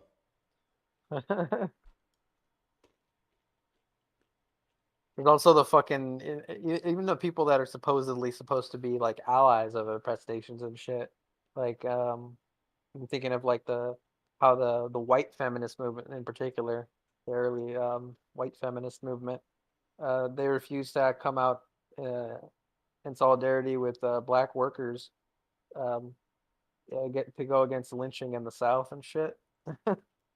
Oh, they explicitly, the white feminist movement at the turn of the century explicitly didn't count black women as actual women. Yeah. That's another reason why there's a lot of feminism in the black community has a very negative connotation. Yeah, there's a lot of native and black groups that consider feminism to be this like really awful racism thing because the second wave of feminists that formulated in the turn of the century, because feminism's first wave was in the 1800s and was complicated because there was Marxists and racists at that time. The second interval that came in the turn of the century, that was like specifically genocidal. Like Marxism, feminism almost had like no foothold during those struggles, which is kind of unfortunate. Yeah. Because we had big voices out there, people like Helen Keller and all that. They were out there being Marxist feminists, but their voices were constantly suppressed. And that is unfortunate too, because domestic violence in black households is a real thing. I mean, I had a coworker. She was like in her 50, 60-ish. A black woman came to work one day, had a black eye. Her husband beat the living shit out of her. Jesus. He was a massive drunk, and eventually she had to take a baseball bat just to defend himself because he basically tried to kill her. And eventually, when they got separated, I think he went to jail or something for a bit. She had to move back to Philly because she didn't have enough money to pay for the apartment. Really quite sad story. Yeah, it's a problem because of like the purveyance of toxic masculinity in the community. Something that was actually initially brought in, not entirely, but for the most part, by white people. There definitely has been forms of masculinity that's like considerably toxic that originated in African groups before Europe came along. Like Africa was in some ways a paradise, in other ways same old feudalism. Like it really depends on where you were at. There was certainly a lot of progressive development that was occurring in that region in regards to feudalism. In some ways, more progressive than the Europeans. And the Europeans sure stamped it out. I know they did that in like Nigeria with like the people of the South. Interestingly enough, who tended to be either tribalistic spiritual religions of the native religions or Christian, and they got the northern peoples, I forget what it was, like a Muslim sultanite empires up there to rule over these, like, very much more democratic peoples of the South, basically. And they looked at them like, oh, these guys, these Muslims of the North, we could use them to basically be our compradors, basically, because they're very hierarchical and But Yeah. that is exploiting the underdevelopment of the area. It definitely is more of a communal society, but feudalism and slave society were more like socioeconomically in the class sense, materially progressive. There's a lot of complications to that. There's definitely like I would believe that we could have took a different path, but we haven't.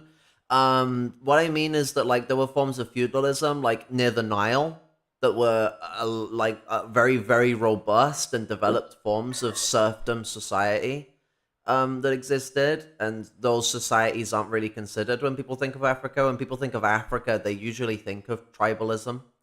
Um, as a way of like suggesting Africa was either just tribal or slave society, when actually there was a massive feudal societies all over Africa yeah. that were actually very highly developed and had you could say a better grasp of humanitarianism than the European feudal countries. But no, what I'm saying is that like there were also toxic masculinity. There was also very oppressive forces that did already exist within African culture, but a lot of it was very maternal, and that matriarchal position left for many other African societies did leave a strong amount of matriarchy in the African community when they were colonized as black people, and through that colonization, that centralization of the mother became more standardized as slaves were taken away from their fathers and were raised by their mothers in like huts on the master's land. And so there was this strong feminine essence to the African struggle that actually African men had been racially slandered for and still do get racially slandered for. And then towards the end point of slavery and in the legal sense, and the movement towards the what's it what the fuck are those types of fucking companies where you fucking live to the company store? Company town. Not company town, but that is tied to it. It's a type of fucking work. It's what black people were mostly imported into after slavery. Crop Sharecropping? sharing. Yeah, fucking crop sharing, but it has another term. I thought it was sharecropping, but I It don't was know if there's- sharecropping, yeah, but there was another term for it. I can't think of it. It's like one word, but I can't think of it. But yeah, sharecropping. Like, there was this push of toxic masculinity into the community that started off very sly in those days. Towards the 70s, it became very abrupt in the 1970s. And that's where we saw the arise of what's that fucking type of politics? Civility politics in the black community being pushed by black petty bourgeoisie.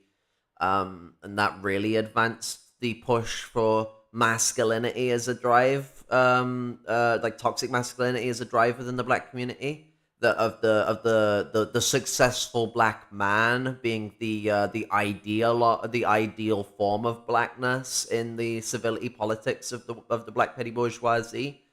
People like that touchy-feely comedian and other people like that were main driving forces for this development.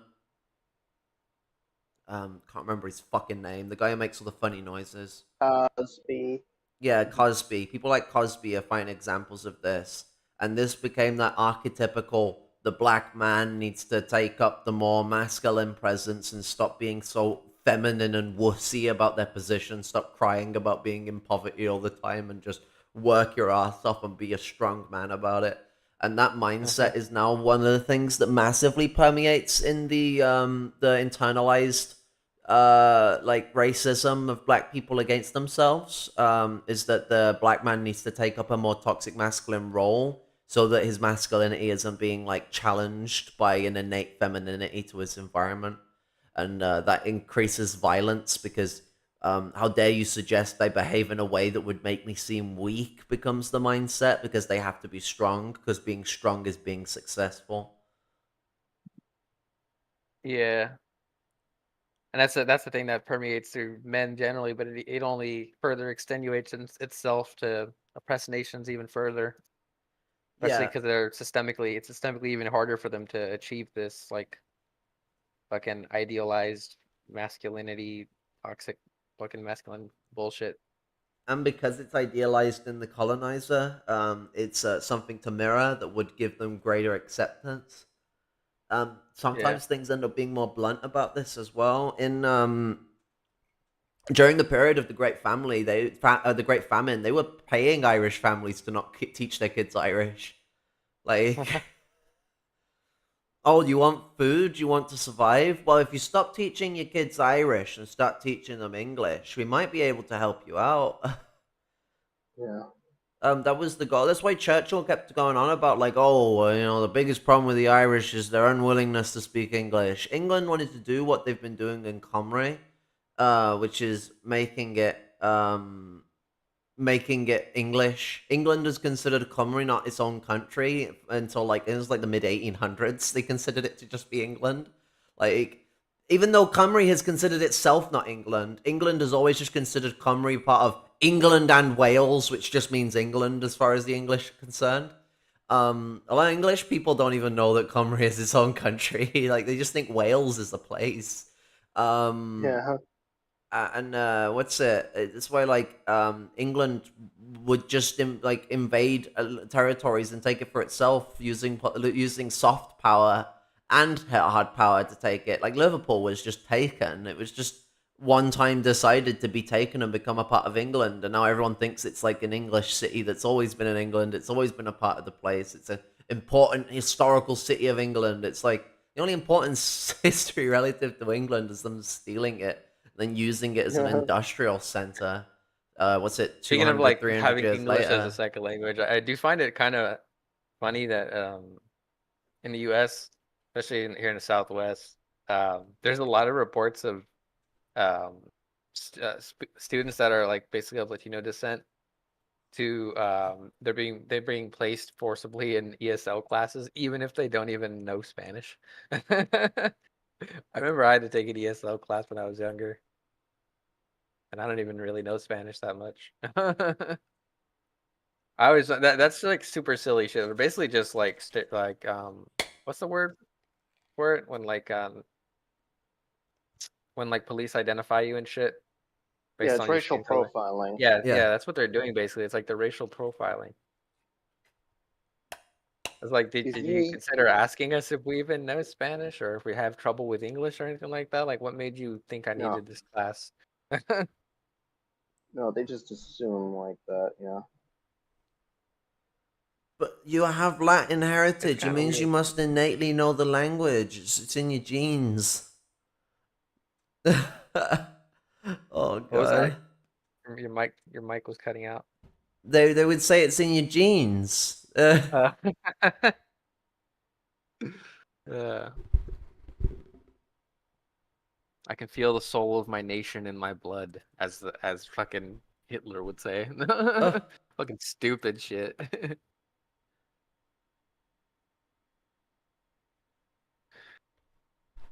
I mean, I wouldn't be surprised if the American school system has that same type of mindset. I mean, they very much were heavily influenced by each other, it seems.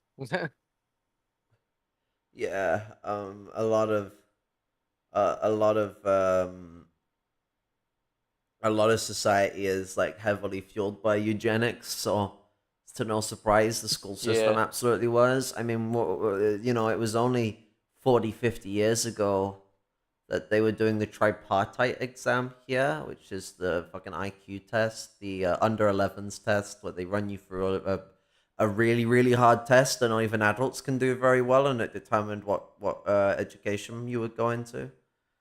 Because this was just after they communalized education, which the petty bourgeois was not very happy about. Neither was the labor aristocracy, because everyone had to go to school together. And so their way of dealing with it was to use eugenics to decide whether you went to working class school or you went to petty bourgeois school after the age of 11. Um, a lot of people think that like the IQ test started off innocent or whatever the fuck, because like the guy who made it was just like, oh, he just wanted a way to help disabled people. No, he wanted to classify people as disabled. His way of helping them was not to like, okay, you need support and you need medication. No, it was castration. He might not have worded it that way himself, but he was alive in that system at that time and knew that was the policy. That was the standard policy that like Americans were starting to push. That was the policy that the British had already been pushing in the military and in certain elements of the society as well. The Nazis didn't start off the sterilization of disabled people. They just continued it. Yeah.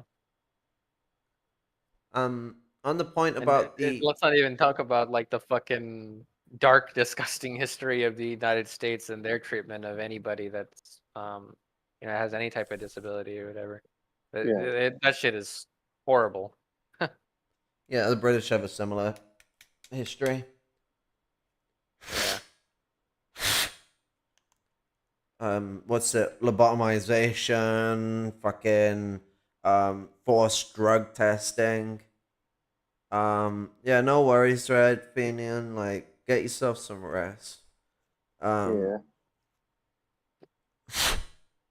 What's it? Forced sterilization, indoctrinative forms of education, conversion therapy. So, actually, gay conversion therapy was a remake of something else that existed. Actually, the guy who invented the thing I'm going to go on about also invented gay conversion therapy. It was like a decade between each other. The actual original form of conversion therapy was an autism treatment. It's called assigned behavioral analysis, and it was invented in I think it's 1954, I think, or might have been 47, but I think it's 54. Now, this was about the time where Louis Asperger was the scientist people went to. Might I add, a Nazi. And the reason why people shouldn't use the term Asperger's is because it's associated with him and his That might be why. experiments on fucking autistic people. He did not think autistic people were like great people in any way. He thought they were fucking like he thought we were the worst. Like he thought we were fucking like useless waste of space. But then he found people that were autistic and were like they didn't suffer with other conditions, because turns out being autistic isn't this like innate disability that makes you just a complete fucking wreck. It takes it's nurture that can fuck you up, which happens to anyone. You don't have to be autistic for neglect to fuck you. It's just being autistic, you actually end up being more likely to suffer from neglect. And it's suffering from other conditions. That's what typically causes type 3 autism, as it's now called today, which is where you need a lot of support. Yeah. Do not use Yeah, the terms growing high up- functioning autism. That shit's bullshit. But like the idea of high functioning autism comes from Asperger's bullshit, the Asperger's syndrome, in quotation marks, which implies that there is like a higher functioning autism that exists. What's it? And that this is like the advanced autists. These people have a different eugenic component to autism than the low functioning autistics, in quotation marks. It's all bollocks. But yeah, ABA, sign behavioral analysis, conversion therapy. And then the guy who invented that in the early 60s came up with gay conversion therapy. And so the original conversion therapy is actually an ableist process, not a homophobic one. Yeah, and it's interesting you break that up, because when I was growing up in schools, I was also diagnosed with Asperger's and autism. Oh, well, that would be a joint diagnosis. Asperger's is considered a form of autism. That's why they give you that diagnosis. It's a classification system. Which is bizarre that they would separate the two, because I believe the term that they used to diagnose me was specifically autism and no, it was acute autism and Asperger's, which is bizarre because aren't they like the same fucking thing?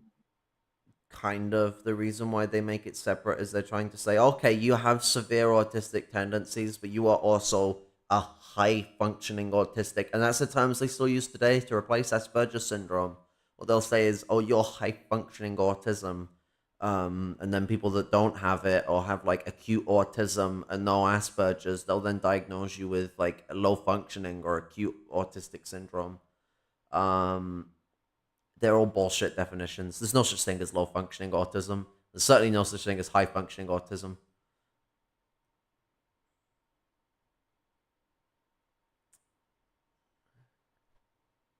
But yeah, no, it's the promotion of eugenics still. Like, autism is massively studied through a eugenic lens. Most healthcare is, because so long as capitalism exists, they ain't getting rid of eugenics. It suits them so much to classify people like this. It suits them so much to blame disability on a purely genetic dysfunction of the individual and like not involve the social element to disability. Like it puts all the blame on us for daring to be born disabled in some way. And autism itself, if society was more accumulative to it, if parents weren't neglective, itself wouldn't be considered a disability per se.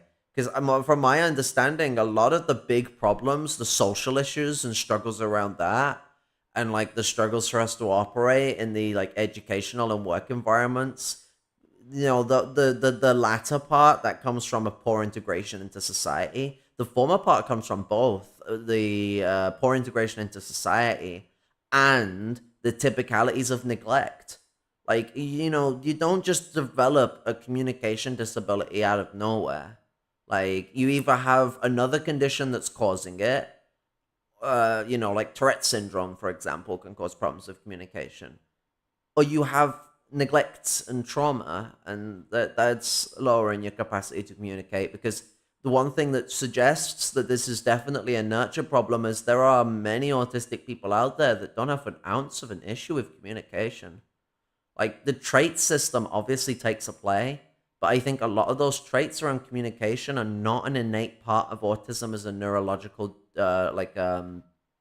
divergence, and more of a problem of neglect and poor teaching, and how the elements of our divergence makes those issues even more amplified for how we develop and grow, how hypersensitivity comes into a lot of this.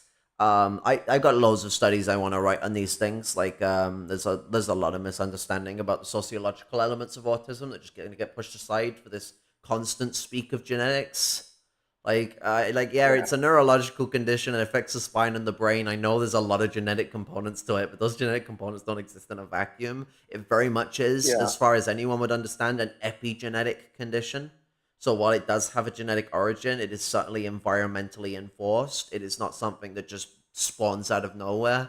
Yeah, nothing spawns out of nowhere. That's literally not possible. Well, no, I meant that in the phrase of it doesn't Yeah. just come from an innate genetic response. There definitely are conditions that do come from genetics alone that aren't epigenetic. Like, like inbreeding Yeah. can cause things that aren't epigenetic to emerge, for example. It doesn't exist in a vacuum. Yeah, it has a Yeah, epigenetics is a very interesting field to look into. Oh yeah, absolutely. I would suggest anyone with even an ounce of an interest in biology should look into it. And to be honest, Marxists in general should really understand their biology so we don't make the mistake of last century. Fucking I've seen some Lysenkoism. some of the Lysenkoist types like try to fight back against it. And it's like it's kind of weird to do this. Like, It's like shit. Like, it's not even like we're just being bod standard Darwinists by opposing Lysenko. No. It's like there does need to be like in a sense an advancement on Darwinism, but like not a rejection of it either. Like like it's definitely out of date, but it wasn't wrong for its time. Like it was actually an apt understanding compared to Lysenkoism. And so I just find like their attempts to avoid Darwinism, probably because of social Darwinism, ended up them doing social Darwinism, but from an even wider scale. And it's like that's not like what I mean wider scale. I mean like looking at like plants in the same way that social Darwinists look at people, looking at like animals in that same way as well. So they like They almost standardized it across the board because social Darwinism is usually just hyperfixated on people, and because they intermingled these things, the Soviets started treating people like plants. And well, not the Soviet government itself. I mean, like Senko and the people following his shit. They perceived the human race in the way that you would perceive plants. They perceived their adaptation and capacity to like have epigenetic developments in different environments as like some mad he took a very mad perspective towards it all. It's nonsensical. Adaptation is not the same as mutation. That's a core element. Like the difference between humans across the world isn't that we're like mutated in any different way. We're not like plants where like in different environments they are literally mutants. Like a cannabis plant from fucking Africa is like a mutant compared to a cannabis plant from Europe, for example. They can crossbreed and all that, but they are essentially mutated formulations. Humans are not like that.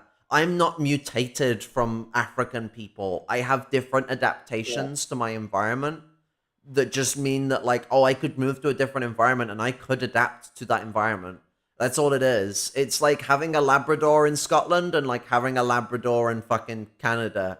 It is not like having a Labrador and a Husky. Like, you know. It's weird. I always find it weird when people like the Marxists that like venerate fucking Lysenko, especially like when we take into account of like the fact that Lenin or not Lenin, I mean Stalin, like behind closed doors, actually thought his theory was bunk. So it's like why are we defending it? I don't know. Because It's there's right-wing communists pretending to be communists. I'm a right And wing communist. That's a fucking soundbite. Anyone can get I'll do it myself if no one else does it. But anyone send me a snippet of that fucking statement, I'll make it a part of my soundboard. Uh, You watched it. It was in that Yankee Tanky versus Keppels yeah, I debate. know, but like I'm just being Yeah. lazy about getting it as a Yeah. snippet recording because then I can put it on my soundboard on Discord. The funnier one to me is when he said he's a third position communist, but he meant to say fourth position, but same thing. But I Same. just like it's such a funny buzzword to say that you're a right wing communist. Like, what the fuck? yeah. Someone needs to read the Communist Manifesto. And say Fucking it proudly feudal too. socialist. But oh shit, I lost track of time. Yeah, I shit. should It's be bed by 5:31. now. You should get yourself some sleep. You fucking goober. Yeah, I I gotta gotta go too. go into I work gotta too. focus more on. But I just want to close out by saying Veterans Day or not Memorial Day, Remembrance Day or Armistice Day, as some of you people used to call it, is an imperialist holiday, and the only troops we should be remembering fighting right now is basically the IRA and the Palestinian Liberation Movement, along with the other struggles in the third world globally. Yeah, I haven't heard a lot Yeah, from fuck going on Blackwater. Yeah, in that like doesn't mean Sudan or whatever. I don't know if that's still yeah, going on. that Yeah. doesn't mean I can't love my brothers who are in the military. I still love them very much, but I also recognize that the military is an imperialist fucking killing machine, and I don't really see a contradiction between those two things. And I think that's a good way of ending it. I'm gonna head on out. I'm gonna get some sleep. Sounds Peace good. out. Resolute. I'm gonna head on out too because I gotta focus up on this shit I'm doing. Didn't get much done. Yeah, no, yeah. All right, thanks for having me on. That was a good stream. No worries. Good to have you on. Respect.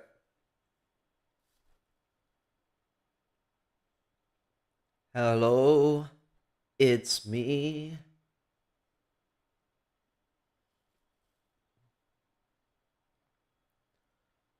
Okay, I dropped a fucking Smartie, so you're gonna have to wait a second while I find where the fuck it's gone. I think it's like This was not so smarty of me. I have found the smarty. No, I missed my mouth. Okay. So, Armistice Day, Remembrance Day, is used as a way to celebrate imperialist activities across the world. We have to take an active opposition to these things. We have to be willing to stand against the poppy and what it means. Yes, no, people can mourn, like, the effects war has had on forcing their own brothers and sisters into the military. No one is actually discerning that, but it should not be celebrated for an imperialist holiday of any sorts. It should be interwound with the proletarian struggle of being like, yeah, look, the military exploits the working class, so we should oppose holidays that celebrate the military. Because you're not helping those workers that were forced in by conscription by supporting holidays that celebrate the wars itself and the sacrifices they made. It's not about the sacrifices they made. It's about the torment and the trauma that they were forced through. We need to really fixate on the problem here and of the functions of these imperialist holidays to try and wrap support around imperialist actions through social democratic cultural motions and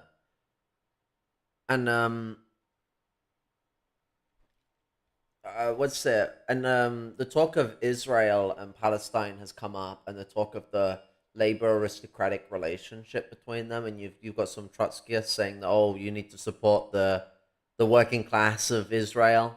Well, let me state something that will absolutely show that supporting the lumpen proletariat and the proletariat in Palestine, because the Palestinians have been disenfranchised, just like the black population. They, in the most part, can be considered lumpen in their proletarian relationship due to their disenfranchisement and precarious state of existence. I'll read this quote from the Third Congress of the Communist International. While the capitalists are using the growing army of unemployed to put pressure on the organized workers by lowering wages, the cowardly social democrats, the independents, and the official leaders of the trade unions distance themselves from the unemployed. They regard them as objects of the state and trade union charity and categorize them politically as lumpen proletarian. The communists must understand clearly that in the present circumstances, the army of the unemployed represents a revolutionary factor of tremendous significance. They must assume the leadership of this army. By exerting pressure on the unions through the unemployed, the communists can hasten the liberation of the trade unions from the influence of their scab leaders. By uniting the unemployed with the proletarian vanguard in the struggle for socialist revolution, the Communist Party can restrain the more reactionary and impatient elements among the unemployed from engaging in individual acts of desperation. If conditions are favorable, the party can organize the mass of unemployed in support of the action of one or another section of the proletariat, and by extending the struggle beyond the limits of the original conflict, can make the start of a major offensive. In short, the unemployed, disenfranchised, as I would put it, can be transformed from the reserve army of labor into the active army of revolution.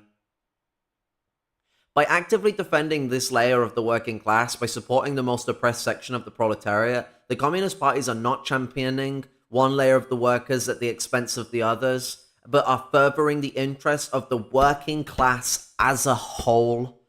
This the counter-revolutionary leaders have failed to do, preferring to advance the temporary interests of the labor aristocracy. The more unemployed or short-term workers there are, the more important it is that their interests become the interests of the working class as a whole. And the more important it is that they are not subordinated to the interests of the labor aristocracy.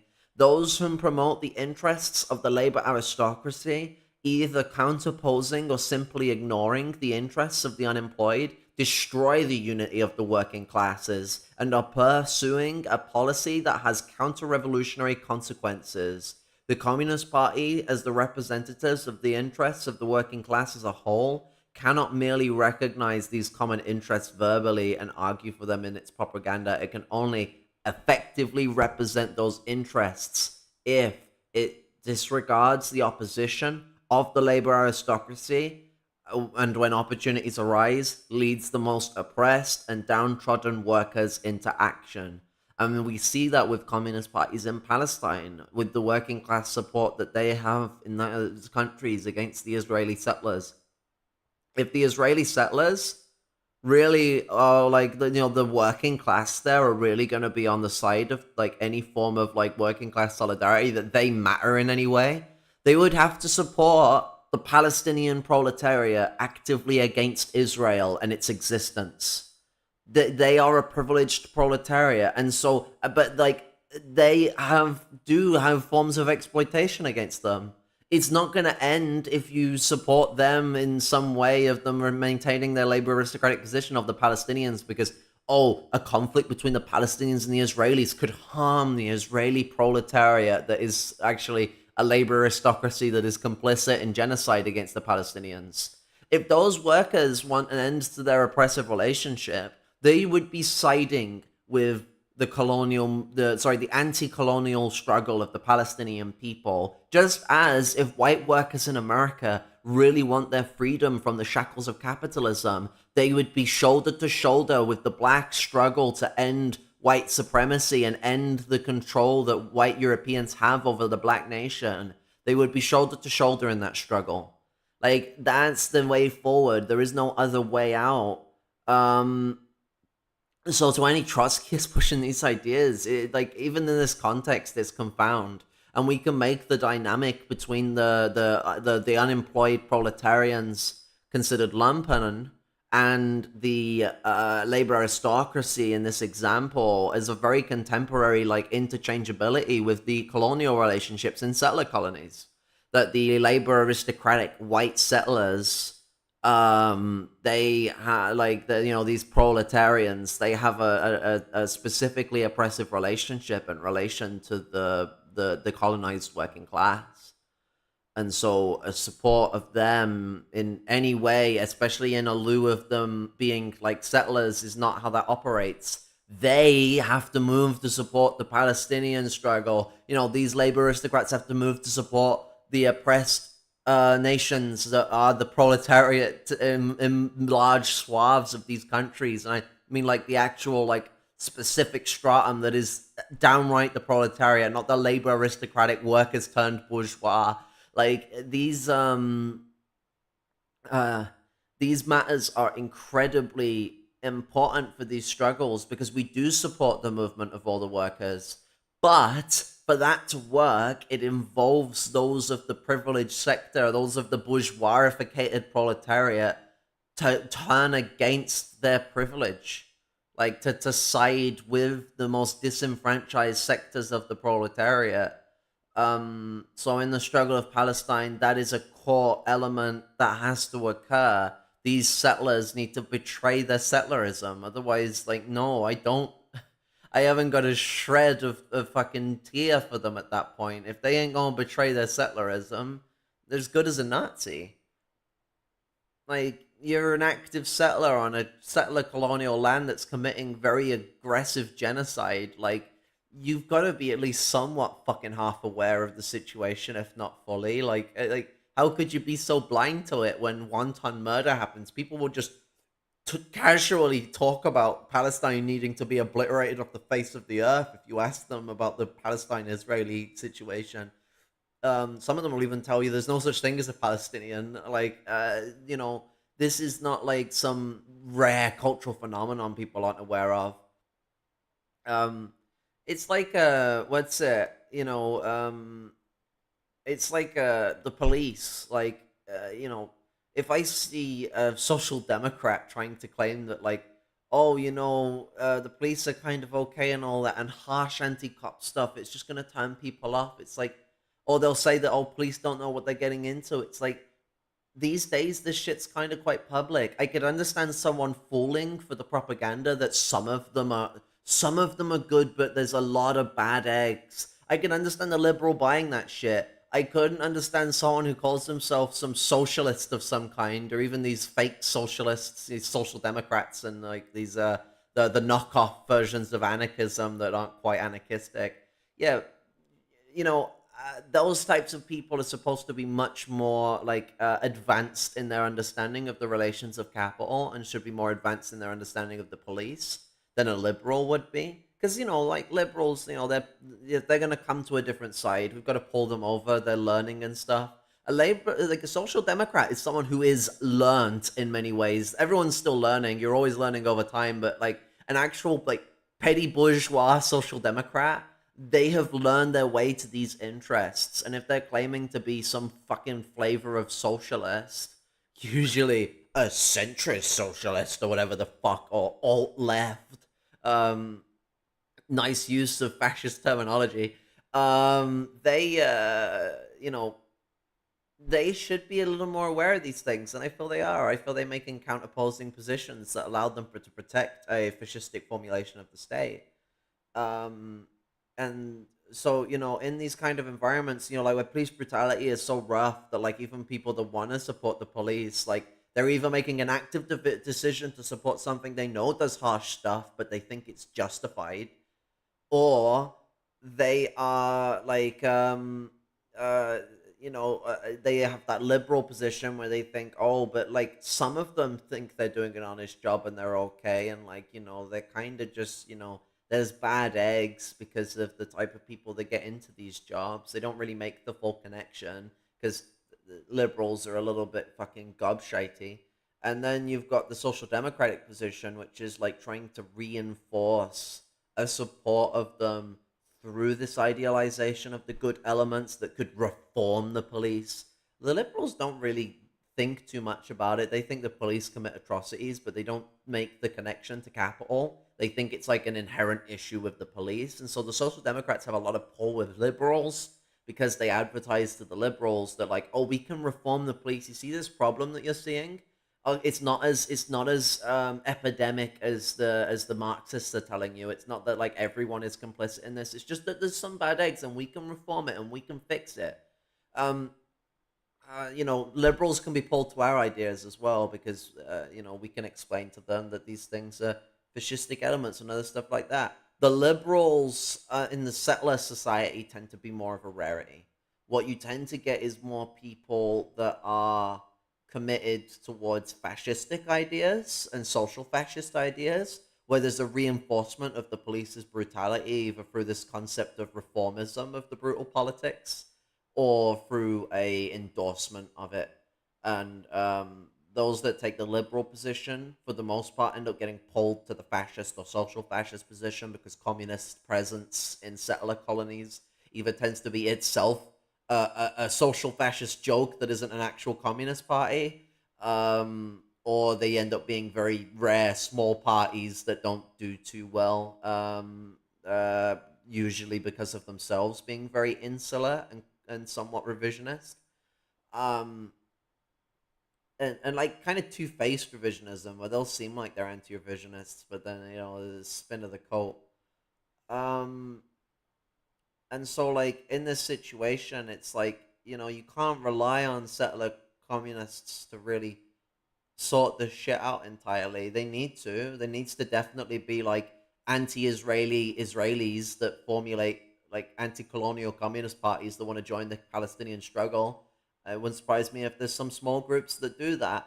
But the main art of struggle in Palestine is led by the Palestinian resistance, and especially the Palestinian communists need to be they need to formulate a block in the resistance, because there's only so far that they can support Hamas before Hamas is going to turn on them, and they should be prepared for that. They shouldn't just gaily go in and get themselves all hook and tied in on a militaristic fashion. If guerrilla warfare is your only policy, you are going to plummet into the ground. I think people should read on Guerrilla Warfare by Lenin. Really good work. But yeah, no, Remembrance Day, fucking imperialist holiday, can burn into the ground. I would suggest people go out and get poppies to burn them, but then you'd be wasting money on poppies. If you can steal the poppies to burn them, then you know you're not giving any money to the British Legion. Um, but you know the poppy should be burnt. It's a symbol of imperialism and has been tied to every imperialist conflict that's occurred since World War One as this great remembrance day, which is more of just a solipsistic fucking way of trying to push people into supporting imperialism conceptually. I think that is all she wrote. I will catch y'all the tomorrow. Well, actually today now. Sorry, yeah, it's today. I should be streaming with Badar Boy on the Palestine situation, talking from the perspective of someone who lives in Lebanon. You'll be bringing some punch to the cake, and you know, I'll also try and get that protest out in the next few days. I've been a bit lagging behind because of my health.